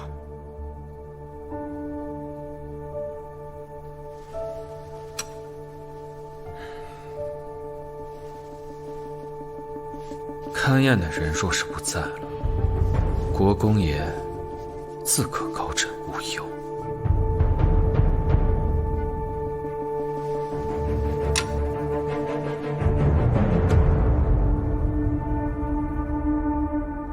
大长公主的病情已经稳住，日后只需服药静养即可。我隔日会来复诊一次。这回啊，又多亏九娘子救回了我这条老命。哎呀，九娘子啊，你若是留下来陪宁儿该多好啊！是啊，小婉儿，你留下吧。多谢夫人美意，但秦府离这儿也不远，来回很是方便。你为何每日非回去不可？九娘子尚未出阁，夜半不归家，会引人非议。小七，你的面色难看呐，是不是因为案子办得不顺呐？没有，九娘子已查出是十里庙出的事。彼时宋家队伍还未进荆州城，任谁都牵扯不到安阳侯府的头上，所以家表兄已可以洗清嫌疑。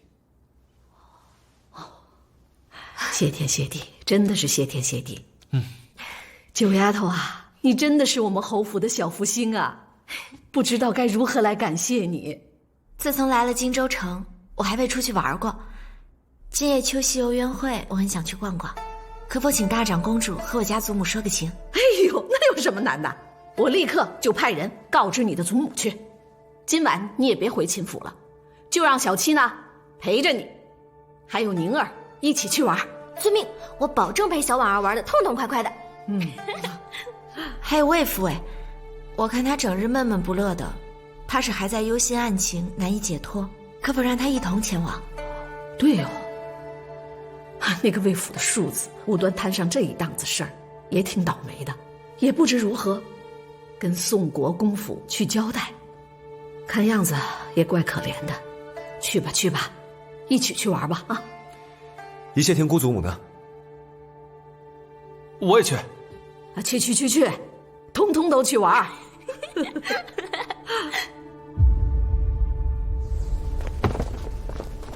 娘子，你看，送了一车的礼物啊！郡主，这也太多了。这都是母亲和祖母给准备的，你要是不要的话，找母亲说去。走，上车。多谢郡主。哎，这是何物啊？当下最时兴的画本，送九娘子，她一准喜欢。哎，你送画本给闺阁女子，你就不怕坏了她的名节？啊？写侠女除暴安良的也不行？你若送行医的书籍，他没准会更喜欢。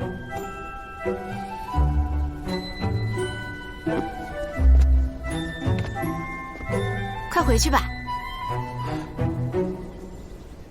那送给你吧。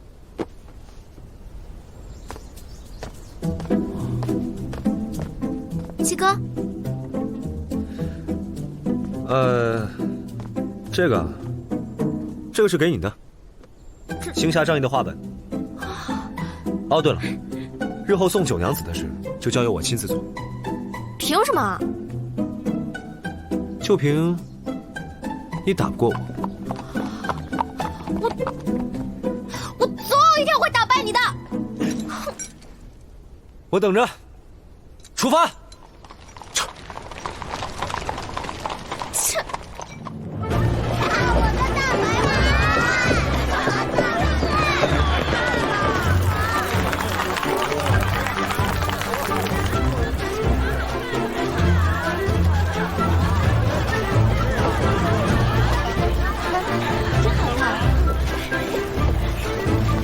小婉儿，这条街上全是玩的和吃的，你想从哪里开始玩起？哎，我哥和七哥呢？一下车就没看到他们。哎呀，不管他们了，咱们自己玩吧。郡主，你快看那个灯，哇，真好看！那个小兔子好可爱啊！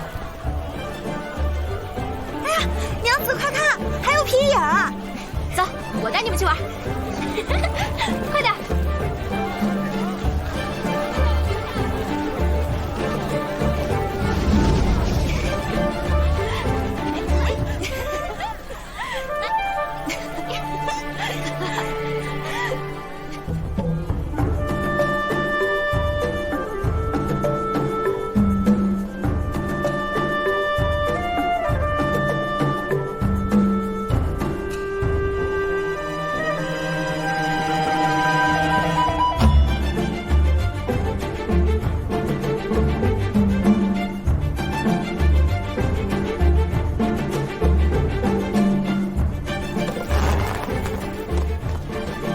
你也试试。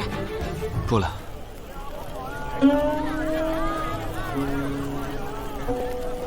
欧陆望姬。欧什么姬？请取名欧陆望姬。这么吵闹的地方，魏府也还能听音识曲，想必是从小就擅琴吧？哪里，欧陆望姬是家兄最爱的琴曲，在下听家兄弹多了，自然就记住了。那令兄可是从小便学琴？家兄是魏府的嫡长子，深得母亲和宋国公的看重，国公也为了他请了京城最好的琴师教他和小柔。这次若不是他临行前驯马摔断了腿，本该由他来送家的。左手中指第2节关节和大拇指关节处都有厚厚的茧。据宋国公府的下人说，宋娘子的确善琴。那魏府为何没有学琴？母亲在世时不愿我多去叨扰宋国公。哎呀，既然出来玩，大家就开开心心的嘛，不要说这些伤心的事。世子殿下找不到我们，肯定会着急。我和魏妃去那边逛逛，你们去寻他们，来找我们会合。这怎么行？还是请九娘子和郡主在此稍等片刻，再下去寻世子。只是，我想先去寻那操琴之人，所以请九娘子和郡主要多等一会儿。去吧去吧，人别走丢了就行。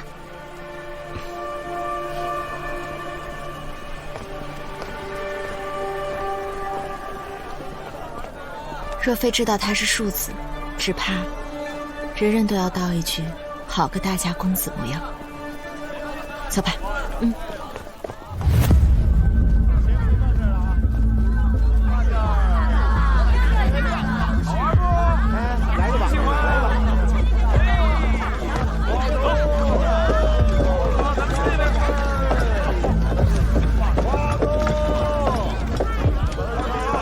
夫人，你去引郡主离开。不行，我要在这儿保护你。我和殿下约好了，他会暗中保护我，你不用担心我。去吧。这个好看。郡主，你快看，那个上面的蝴蝶好好看呀！我们去2楼看吧。行，小婉儿，小耳呢？他去找世子殿下了。你放心吧。可是，走吧，走吧，走吧。哥哥，这个我太好玩了，你上去试试。哥哥再见，再见。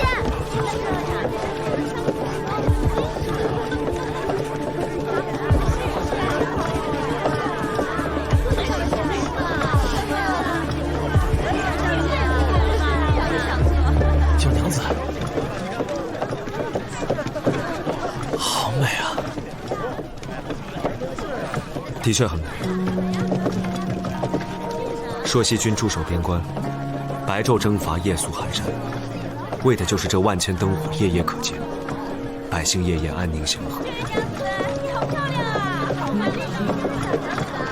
我可没7个的胸襟，我只愿自己喜欢的那个人夜夜平安。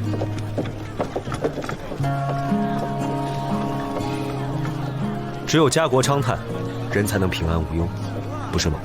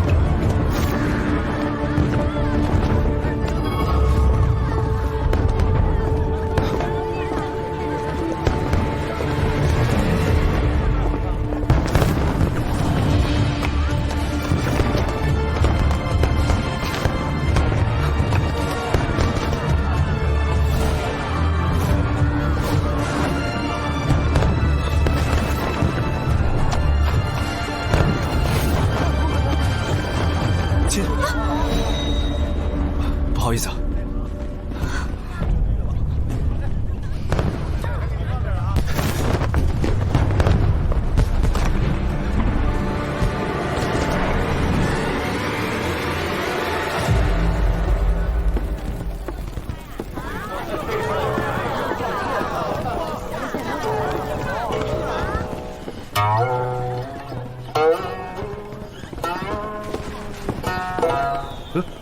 你找谁啊？抱歉，认错人了。他在找谁？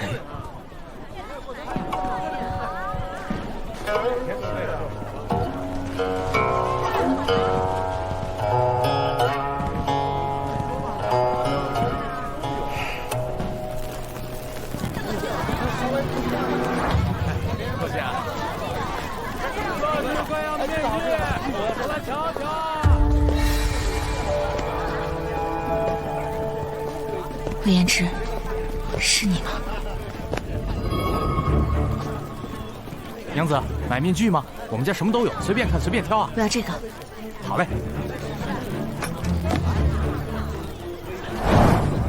来，大家都过来看一看啊！太牛逼了！过来看看啊！全答对的话，有机会得到小店特别口味的鸡腿大奖啊！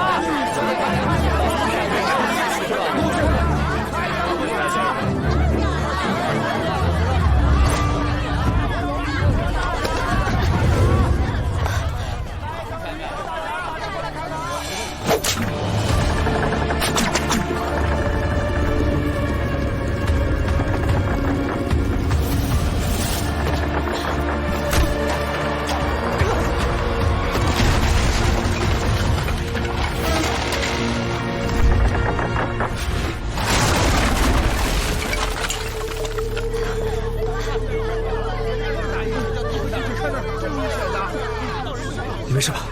我没事。你怎么会来这儿？我见魏延之下了登车，就跟了过来。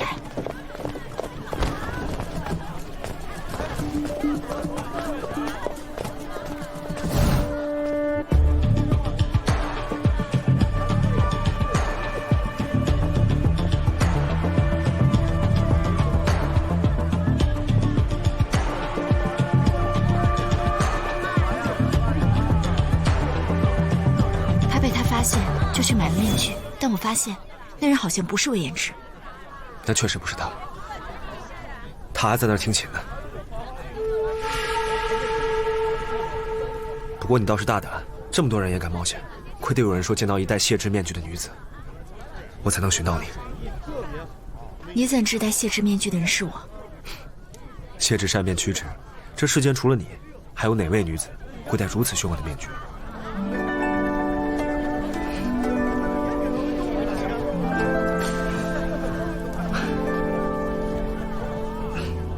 你受伤了？无妨，不许告诉任何人。走。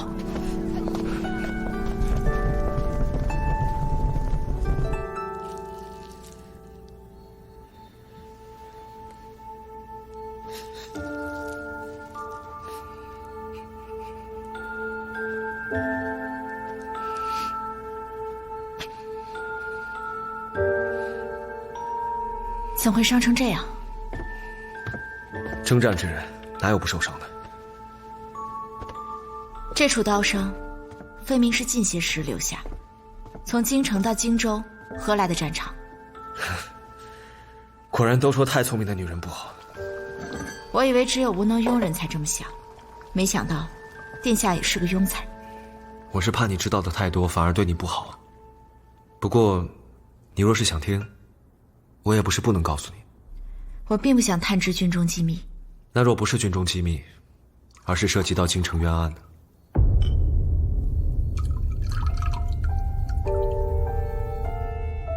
那也不必说与我听。殿下的伤，若再生半寸就成个废人了。这些时日，为何不说也不肯医治？伤口都已发溃了。我带有伤药，自己可以疗伤。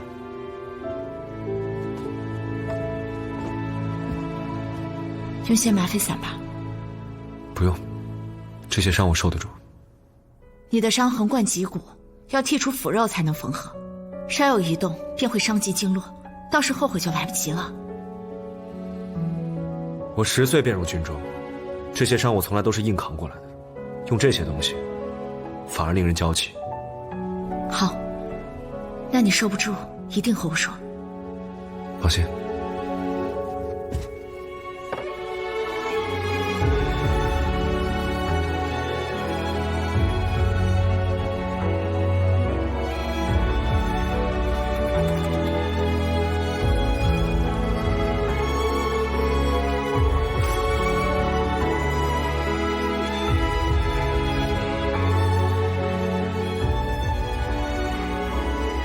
还请九娘子帮我配制一款金疮药，用于战场急救，只求见效快。见效快的都是虎狼之药，一般人怕是受不住。朔溪君堪称虎狼之君，用虎狼之药是再合适不过了。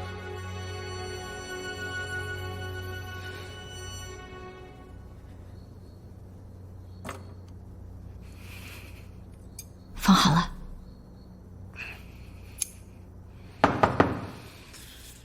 主子，属下有事回禀。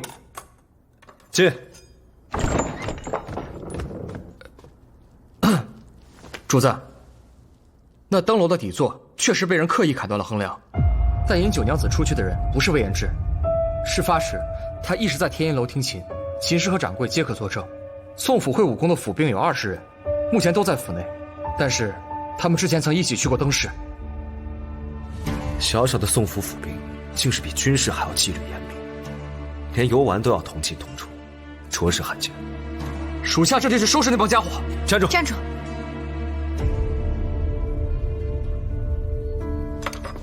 不能师出无名，他们使出这些伎俩，无非就是想阻挠我剖尸。只有尽快剖解，才能让他们无计可施。白风，明日准你与宋府府兵打一场，只许小胜，不许速决。打到霍怀信出面即可。是。九娘子，那就劳烦你明日剖尸了。是。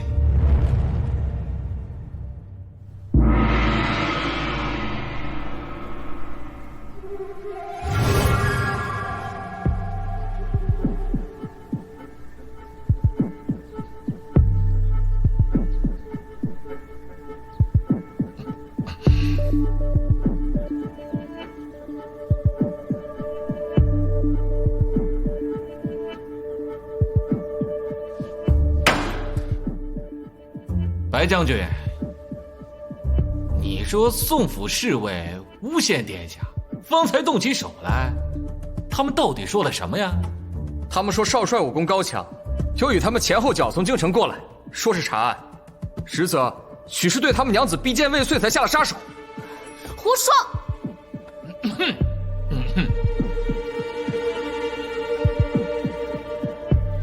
殿下，下官敢以性命担保，宋府上下绝无一人敢有如此大逆不道的念头。霍知府，虽说谣言止于智者，可空穴来风必有因。若是这些话传出去，我燕池还有何脸面忝为朔溪军少帅？下官这就严令封口。下官惭愧。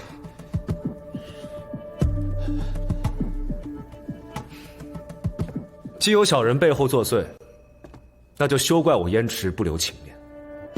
宋娘子的尸身检验必须尽快完成，若是抓不到真凶以正视听，你们二位就跟我去朔溪转转吧。殿下息怒，下官立刻安排剖尸检验。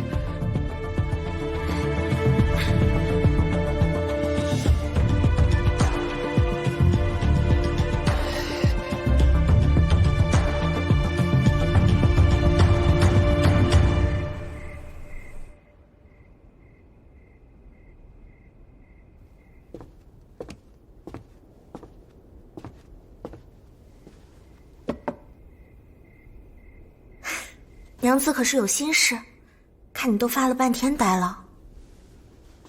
有件事我想不明白，燕世子为何宁可自污也要助我剖尸检验？此事与安阳侯府无关，也非他职责所在。他与宋国公府更无私怨。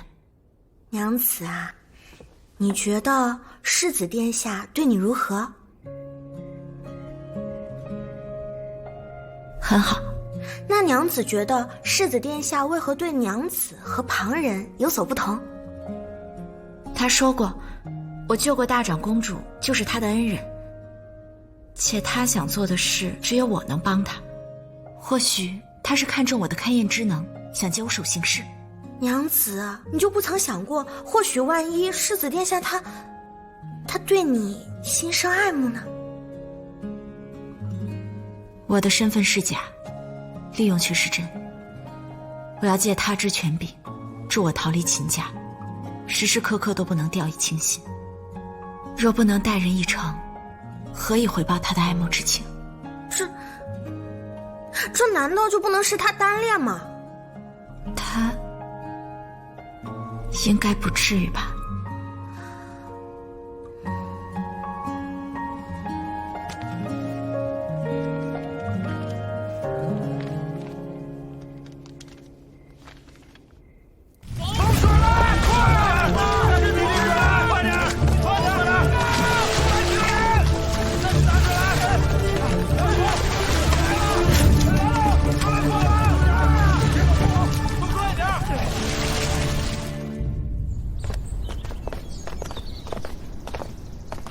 九娘子，昨夜义庄失火，东偏厅被连夜烧毁，那尸身怕是检验不得了。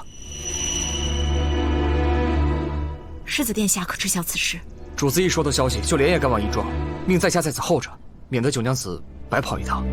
那侯府的马车为何还在此处啊？主子担心九娘子执意要去。上车，去义庄。九娘子，那尸身已经被烧焦的不成样了，还能验吗？能不能验，得我说了算。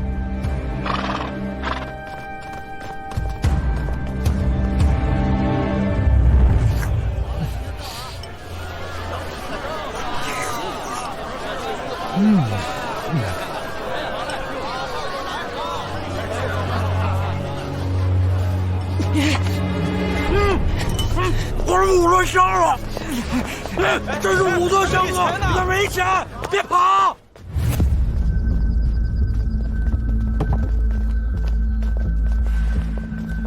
你果然还是来了。义庄里的纸扎蜡烛确实易燃，但这摆放了许多的冰盆，冰遇火则化水，会减缓火势。没道理全烧毁的。尸身在何处？仪式中堂，你先过来看看这个。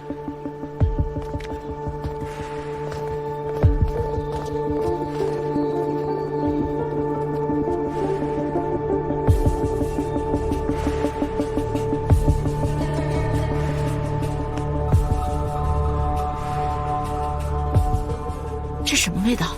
桐油。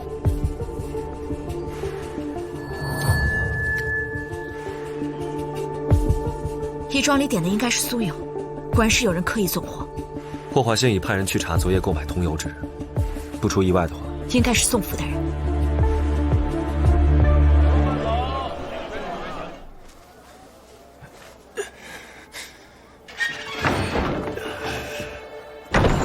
大公子，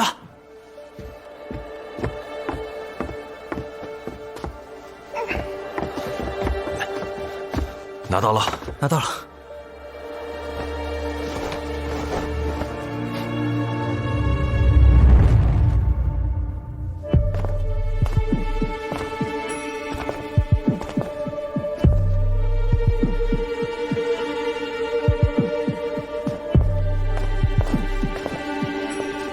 可还能验？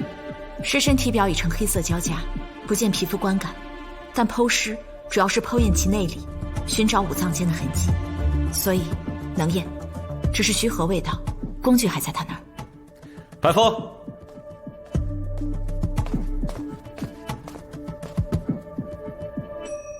这是之前就做好的，想着宋女子多有不妥，所以就一直存放在义庄，以备你不时之需。抬进来。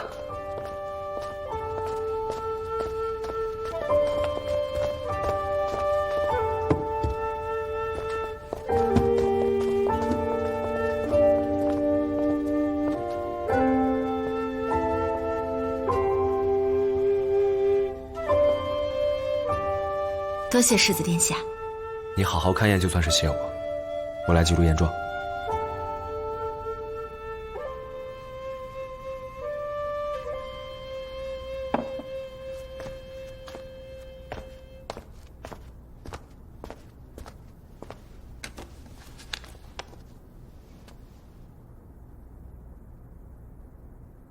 记，因尸表烧伤严重，三检验尸，只为剖检。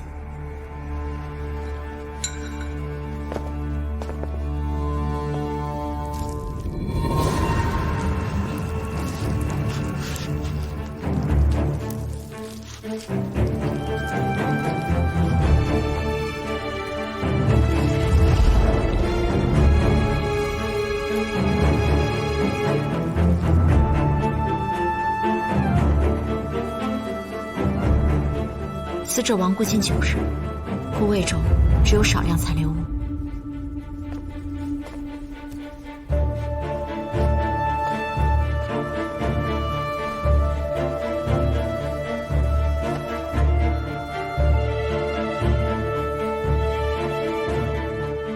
怎么了？记，骨盆较大，且朝后现青，尸骨较一般女子宽，包公位置靠下。这是何意？死者生前似已有过身孕。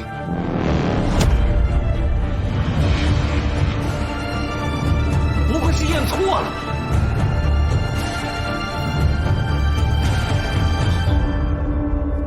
根据死者的骨盆宽度，还有向后倾陷的程度看，死者怀胎应已5至6个月，其子宫已恢复至正常大小，说明落胎应在2个月之前。死者启程赴荆州之时，应刚养好身子。出了这种事儿，国公府的人怎还敢把她给嫁过来？这可是欺君之罪呀！宋国公馆如此行事，定是做好了万全准备。哎，殿下，这个是邮店掌柜所述昨天买油之人的画像。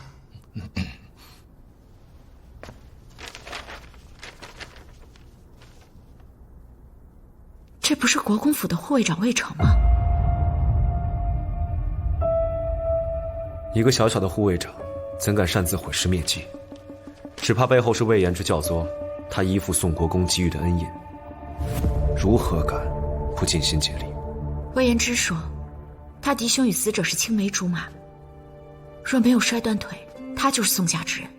他这个嫡兄会不会就是跟宋柔有私情的那个？此事涉及闺中隐秘，宋国公定会找一忠心老成之人指导宋柔行事，让他在大婚之日瞒混过关。那个掌管陪嫁的嬷嬷，说不定就是宋国公安排的人。对，我这就派人去审问。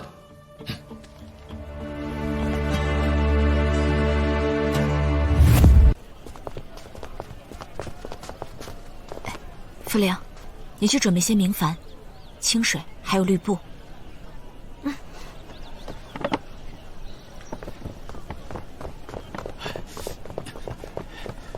世子殿下，哎呀，世子殿下，九娘子恕罪，方才小人的5座箱子让贼人抢了去，我这追了半天我也没追上，我想着呢，就先去报官吧。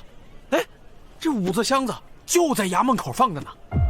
可丢了验尸器具，怪就怪在这儿，小人仔细检查过了，什么东西都没丢，连这器具的摆放位置都没变化。打开看看。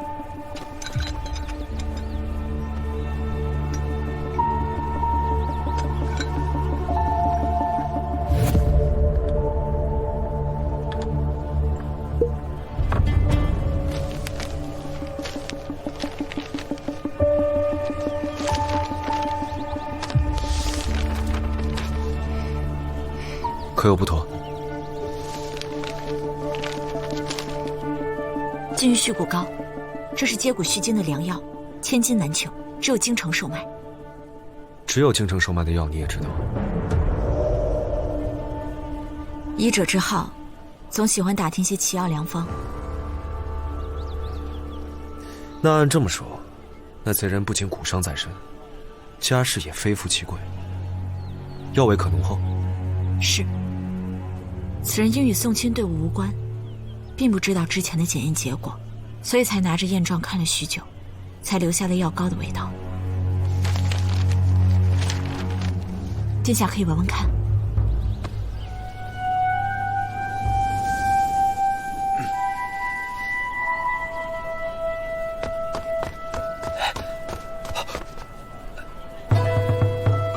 我什么都没看到，什么都没看到。站好了说话。京城传来消息，魏家的嫡长子魏其之并非因驯马受伤，而是被宋国公打断了右腿，软禁于家中，这才由其庶弟魏延之代为宋家。宋家队伍离京第2日，魏其之就伺机逃脱，失踪至今。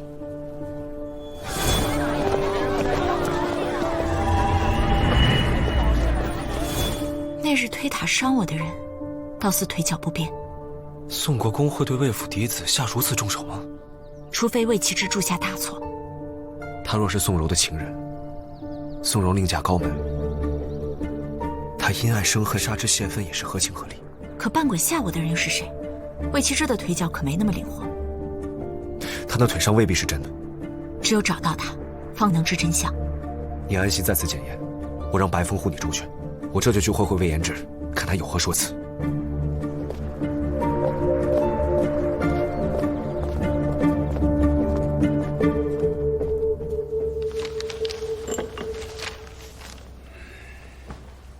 宋国公不但教女不严，还命其子侄毁尸灭迹，欺瞒圣上。你们如此行事，将我安阳侯府置于何地？将圣上置于何地？将国法置于何地呀？侯爷息怒，小侄只是不忍小柔死后还留下不贞之名，才指使魏城纵火焚尸，以免验状上报刑部，使两家沦为京城的笑柄。小侄甘愿承担所有罪责，只求放过所有宋家之人。是小的擅自做主纵火焚尸，与魏父魏无关。魏城，宋柔之死与其私通之人关联甚深，你们如此急于毁尸灭迹，到底是为了遮掩家丑，还是为了袒护那私通之人？下官只是公子不能再护着大公子了。殿下，侯爷，与我家娘子私通之人，正是大公子魏其之。此言可有实据呀？是大公子亲口承认的。夫人发现娘子有了身孕，娘子只得将与大公子的私情和盘托出，国公爷才气得打断了大公子的腿。你不论是何原因，犯下纵火就是大罪，去府衙走一趟吧。带走。走。魏府尉，刚才魏丞所说，可确有其事？下官的兄长与小柔自幼感情甚好，所以下官未曾多想，直到宋国公命我带兄送嫁，我才得知他与小柔竟已铸成大错。你与魏其之并未分家，可为何你会对他的踪迹全无察觉？2年前，下官靠宋国公的恩荫进了巡防营，大哥与我大吵一架后，便再也不肯理我，下官实在无从得知。为何会大吵一架？因为我嫡母想让大哥与小柔亲上加亲，但魏府门第平平，未得宋国公允婚。大哥生性要强，因此与宋国公日益疏远，也不想我借此恩荫吧。魏其之可惯用左手？是，因为听说天生左撇子为不及，嫡母便强迫大哥自幼改用右手，此事罕有人知。为了维护兄长而欺瞒世子殿下，下官实在不敢。你险些误了大事。下官愧对各位大人。宋娘子毕竟陨身荆州地界，在真凶落网之前，魏府尉就进驻东院吧。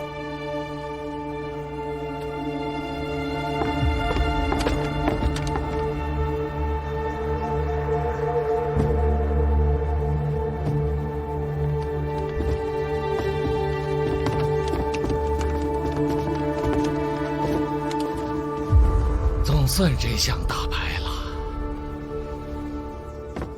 真相与否还需查证，当务之急是要先找到宋柔的头颅，还有杀害她的凶器。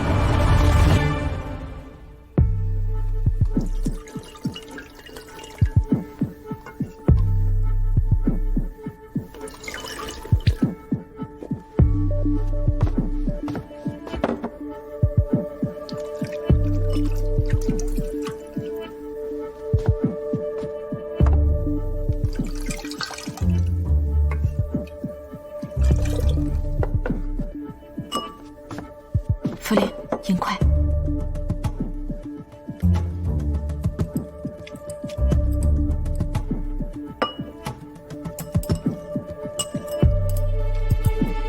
娘子，民房果然把残渣抛干净了，看样子像是绢纱。不是纱，是纸。魏延之招认了。招认了什么？他招认他的兄长魏启之，与宋柔早有情谊，而且天生就是左撇子。天生的左撇子？那他平时就用左手吗？岂不是很多人都知道？其实他自幼就被逼着使用右手，除了亲近的人，很少有人知道他是左撇子一事。这是我自宋柔胃中找到的纸屑。宋柔自小锦衣玉食，为何会把这等粗糙的纸张吞入腹中？纸上的内容究竟何等重要？重要的不一定是内容。军中的细作，有的时候为了保护消息的来源，会将非重要的情报也销毁干净。消息来源，不同的纸质可以反映写信人的习惯。这上面的字迹虽已被胃液化去，但这纸张却异常坚韧，并非寻常人家可以买到。娘子，那个亮闪闪的东西是不是金粉呀？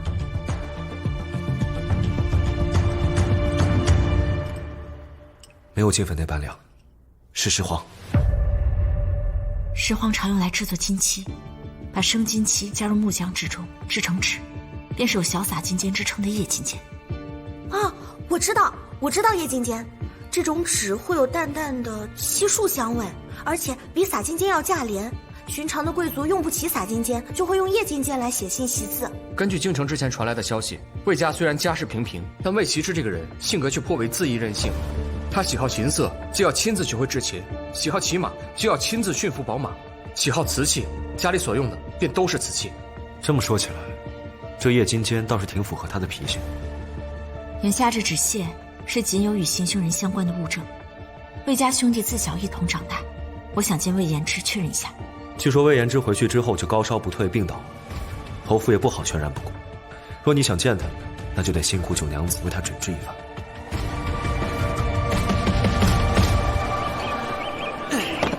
哎呀，老板，哎，来2个包子。好嘞。这俩。哎，抓贼呀！别跑，抓贼呀！抓贼！哎呀，他去哪儿了？这，哎呀，抓贼呀！抓贼！交给你了。好。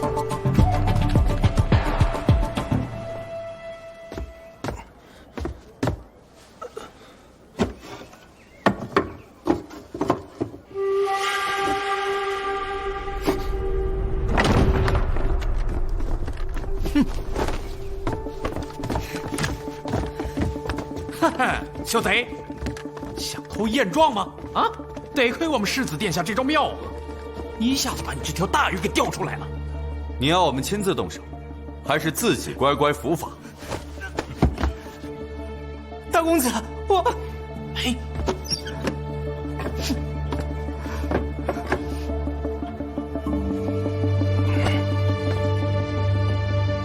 难道在下还有第3条路可以选吗？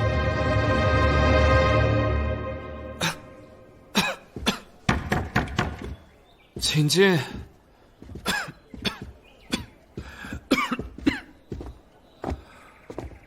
哎，你高烧在身，就不必多礼了。多谢世子殿下。魏父魏继重病，为何还开着窗呢？在下想散散病气。看你愈发严重，莫非是药不对症？可有药方？就在桌上。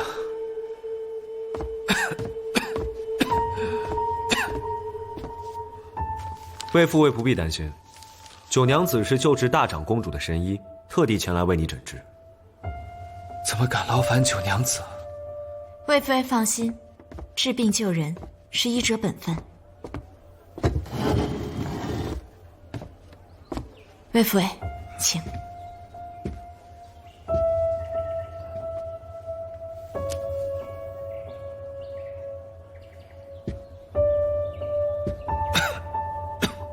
你今日可曾用冷水沐浴？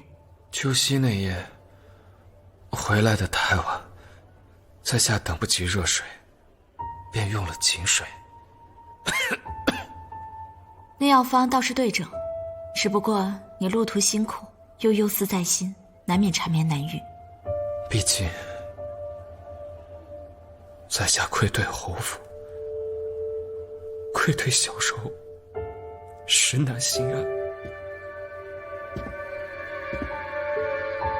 此剑可是明剑成影？殿下好眼力，可否取下一观？等等，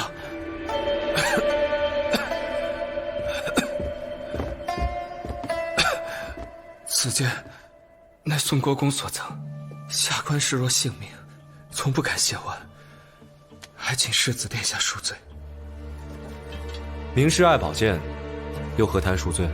世子殿下宽宏大量，实乃吾辈楷模。魏父魏，这屋内换成炭盆升温即可。高炉温度过高，太过燥热，反而不利于病体康复。在下一到夜间，便感恶寒，日后白日里少添些炭火便是。也好，这药方不用换，魏父魏只要休养几日便可大好。多谢九娘子，多谢世子殿下。魏父魏好生休息，多有打扰。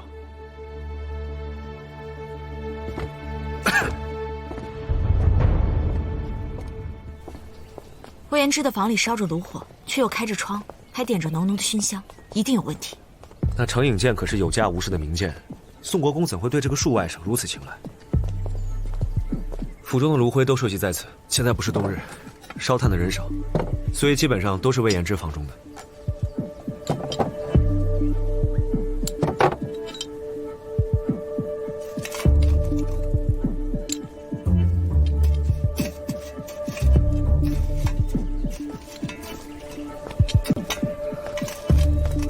小婉儿，你和七哥在找什么呀？这脏兮兮的，让下人去找吧。说了他们也不知道。哦，这些都要翻查吗？嗯。主子，魏齐之已经被抓捕入狱了。他可招供了？上尉，但霍知府已对他用刑。宁儿，把这堆灰看好，谁也不许动。好，我们去趟府衙。走。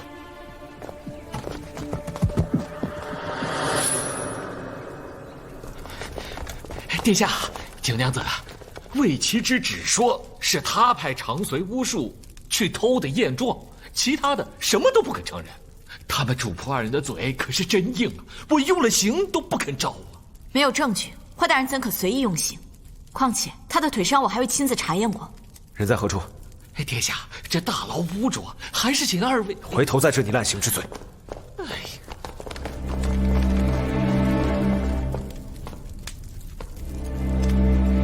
霍知府严刑逼供的手段，真是好生厉害呀！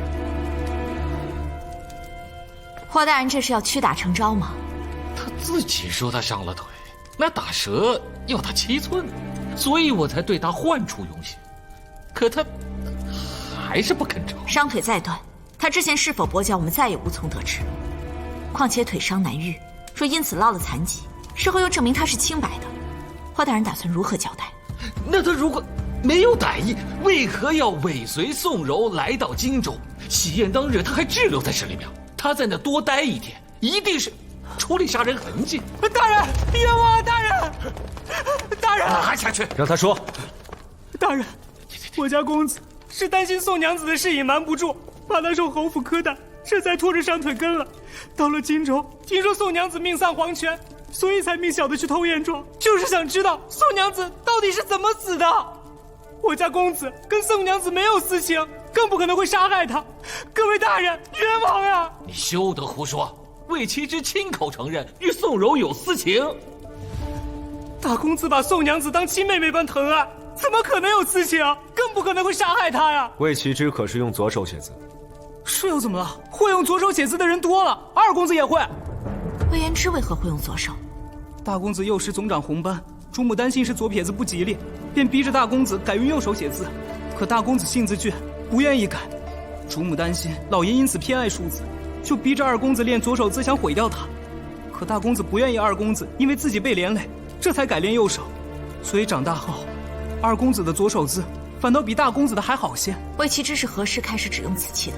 大公子也不是只爱用瓷器，只是自由不喜闻漆味，其他质地用具多少都会用些漆色，所以才用白瓷涂个省些。小的以性命担保，我家大公子真的是被冤枉的。霍大人，请速速去给魏齐之请个大夫。这就去。我没有杀人，不是我没有杀。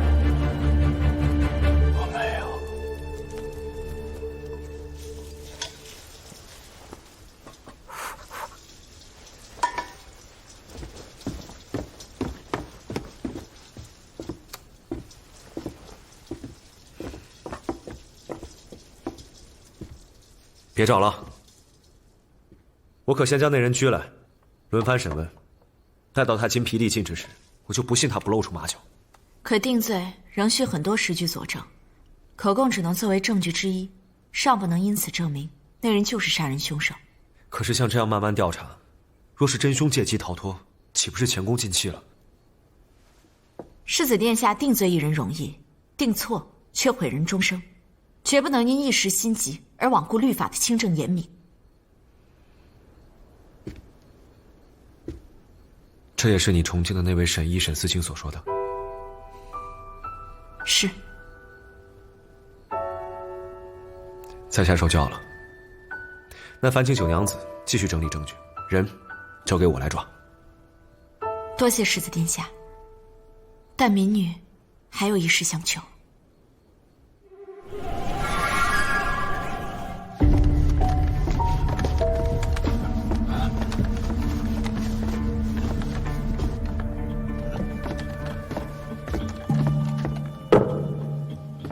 魏启之，念你腿伤严重，允你坐下说话。多谢大人体恤，在下站着就可以了。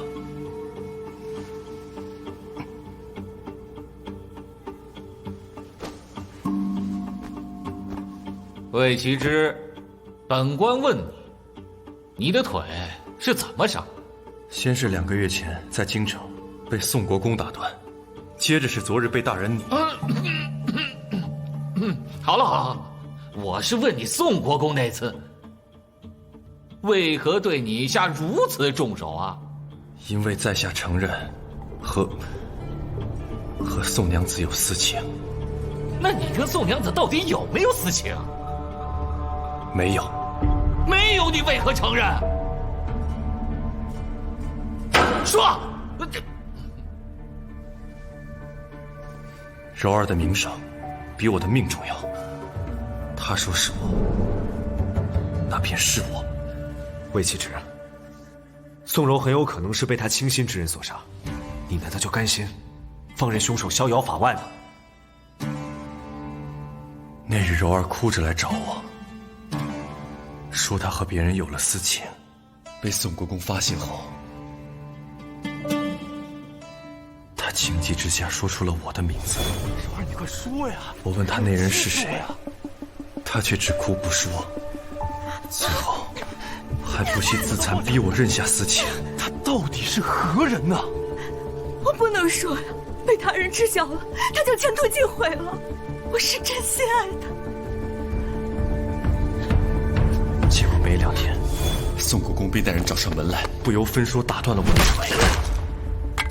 我本就与宋国公心有芥蒂，就想着答应柔儿冒充那人，便赌气认了下来。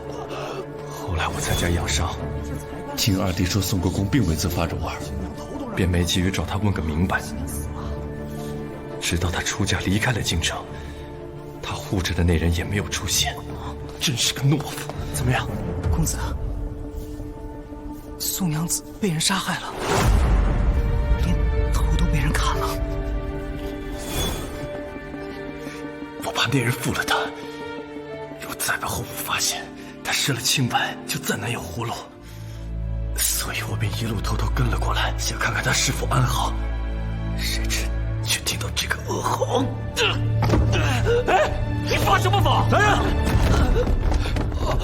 按住他！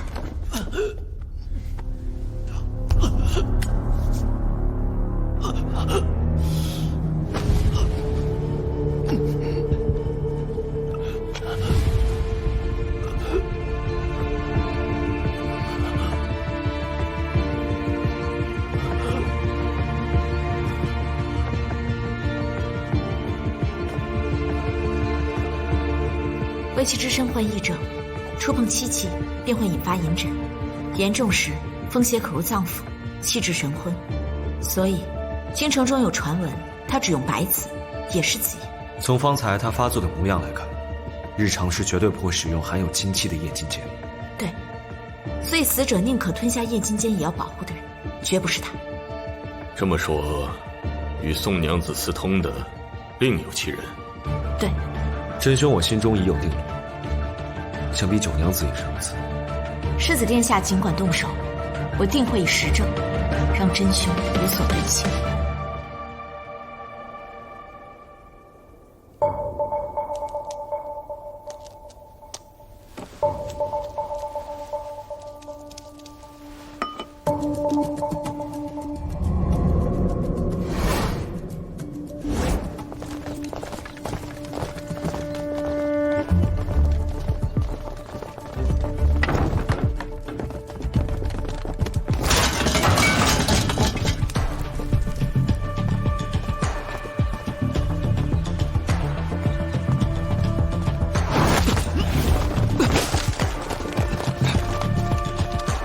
魏副尉，这么着急是要去哪儿呢？抬出去，把里面东西给我清出来。是。你长兄已被抓捕归案，你既无辜，为何还要逃？我没有要逃，我只是想回京，向长辈禀明此事。怎么，这安阳侯府还要关我一辈子不成？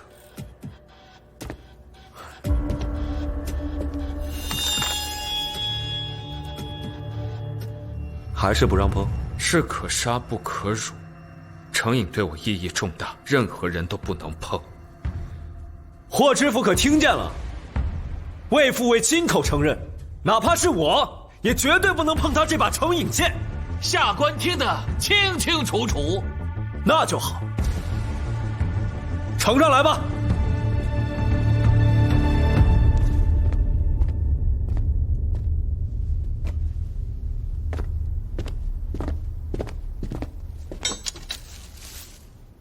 魏元之，你可知这是何物？这是油纸烧焦后留下的胶质。你虽敲碎头骨，点了熏香，彻夜开窗换气，但却忘了清洗铁钱。银霜炭是不会留下这样的污渍的。把物证拿下去。是。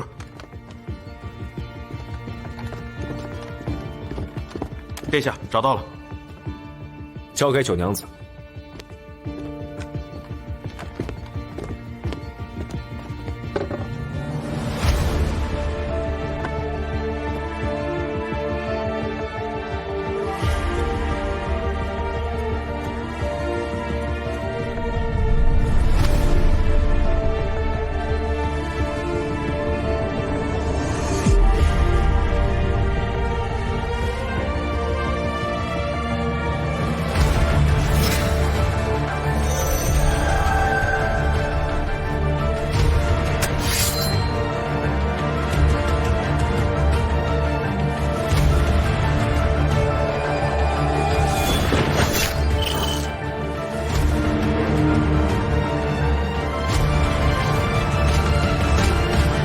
杀了宋娘子。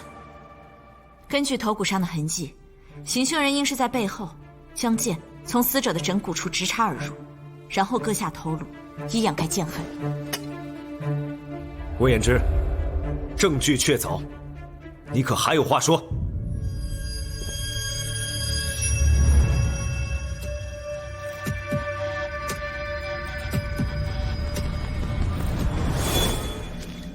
行凶人在蘸取死者的鲜血，将喜轿伪装成凶案现场，再给死者尸身重新穿上嫁衣，放入轿中。为阻挠九娘子检验尸身，你佯装无头女尸恐吓于她，并试图借嫁衣上的墨字嫁祸给自己的嫡兄魏启之。为坐实魏启之的罪名，铲除我这个剖验之人。你让你忠心的护卫长魏成假扮魏启之，在灯会暗杀我。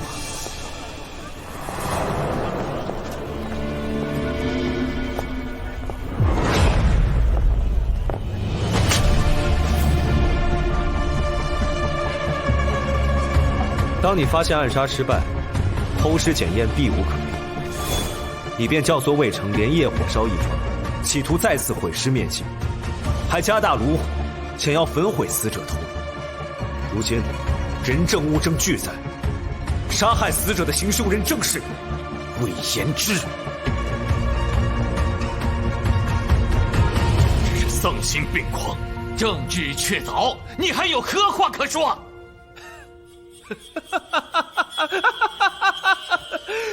我丧心病狂，明明是那个女人她丧心病狂。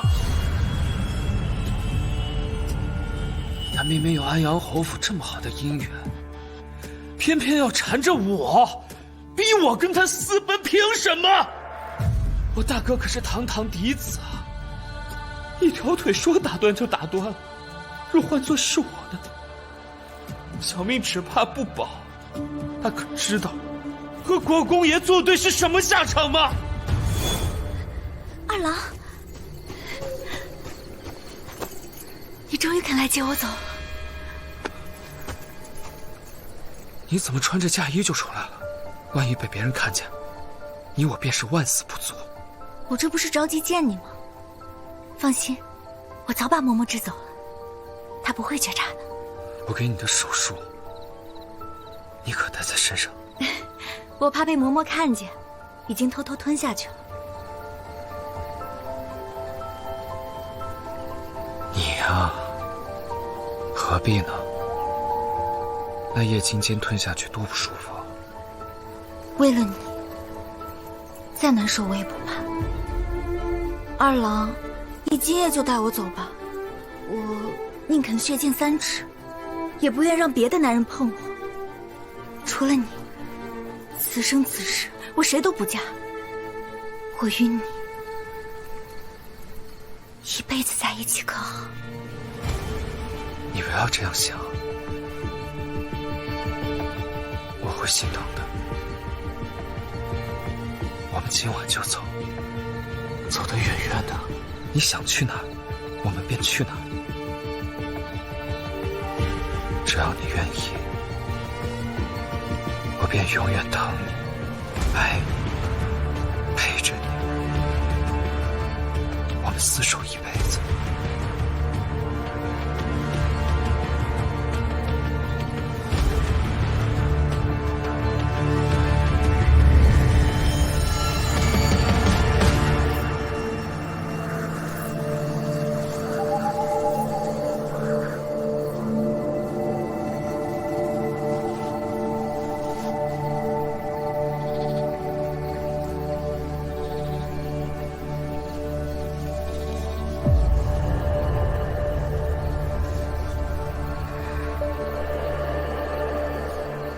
从此再无宋国公府的嫡女，也无安阳侯府少夫人，只有金钗不群的卫士。我愿与你浪迹天涯，做一生一世的恩爱夫妻。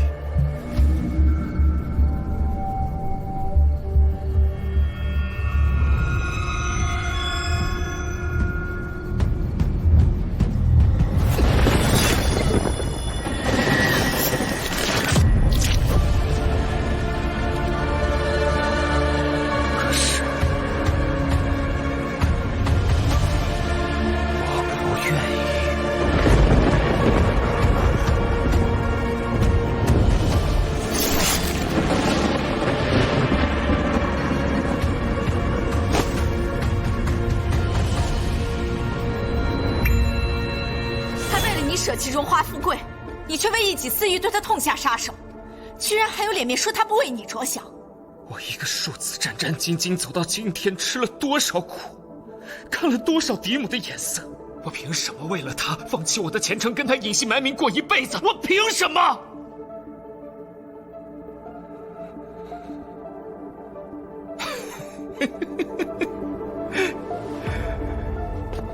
这个愚蠢可厌的贱女人，想用爱情毁我一生。她死有余辜。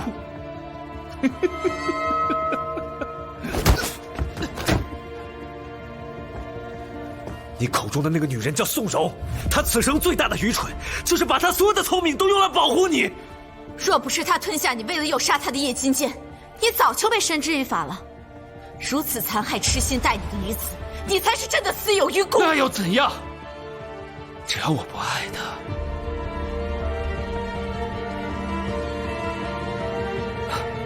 她就算为我死10000次，都是错，都是错。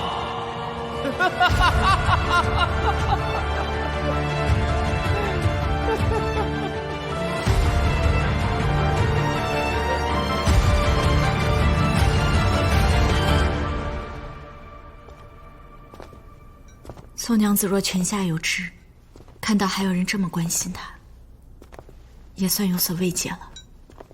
若没有你，恐怕连真正关心她的人都保不住。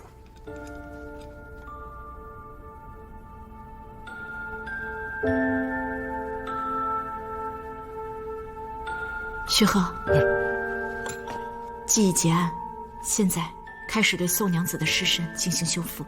九娘子，小人不懂啊，这案子都结了，修复这尸身做什么？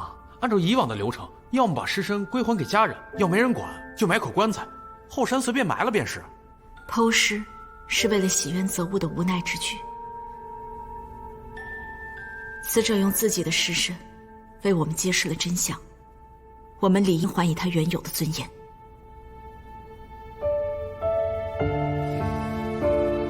九娘子，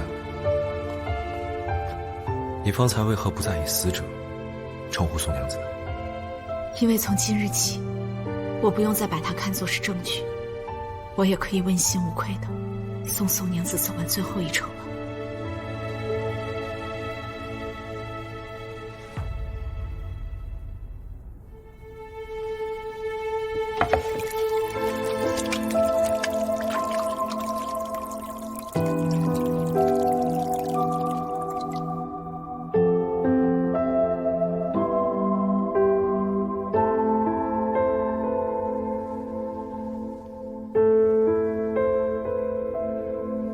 风雨凄凄，鸡鸣喈喈，且见君子，云胡不依？风雨萧萧，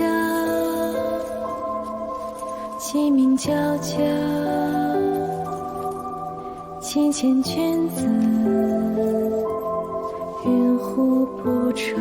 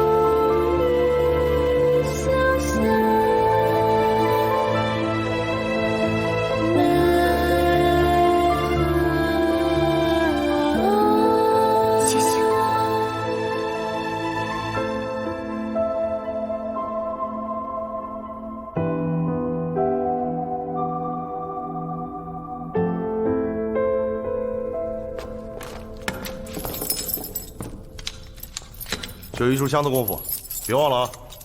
明白。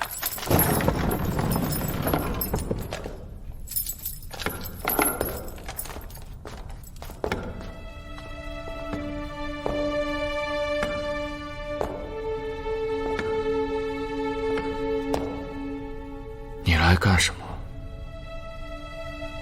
来替你母亲看我笑话？胭脂，我只想问你。柔儿对你一片深情，还怀过你的孩子，你对她可有半分真心？你想替她教训我？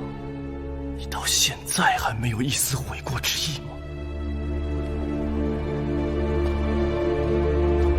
你凭什么教训我？凭我是你兄长。我没有兄长，你是魏府嫡子。生来便享有所有的尊荣和所有人的宠爱，而我呢，不过是一个连生母死前都无法见一面的庶孽。你母亲把我生母害死的那么惨，你不会以为我不记得了吧？这么多年，你母亲但凡要管教你，我便要陪你加倍受罚。你不喜欢宋国公，我便无法入巡防营。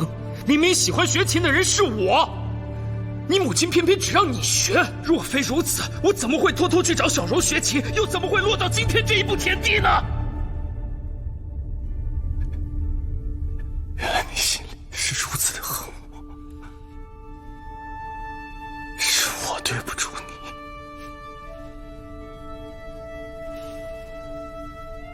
别做出这一副假惺惺的伤心模样。陪你装了这么多年的兄弟情深，我受够了。你走吧。无论你怎么想，我对你的问心无愧。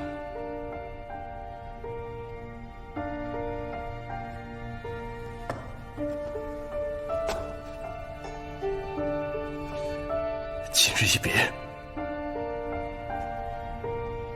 希望你也可以无愧来生。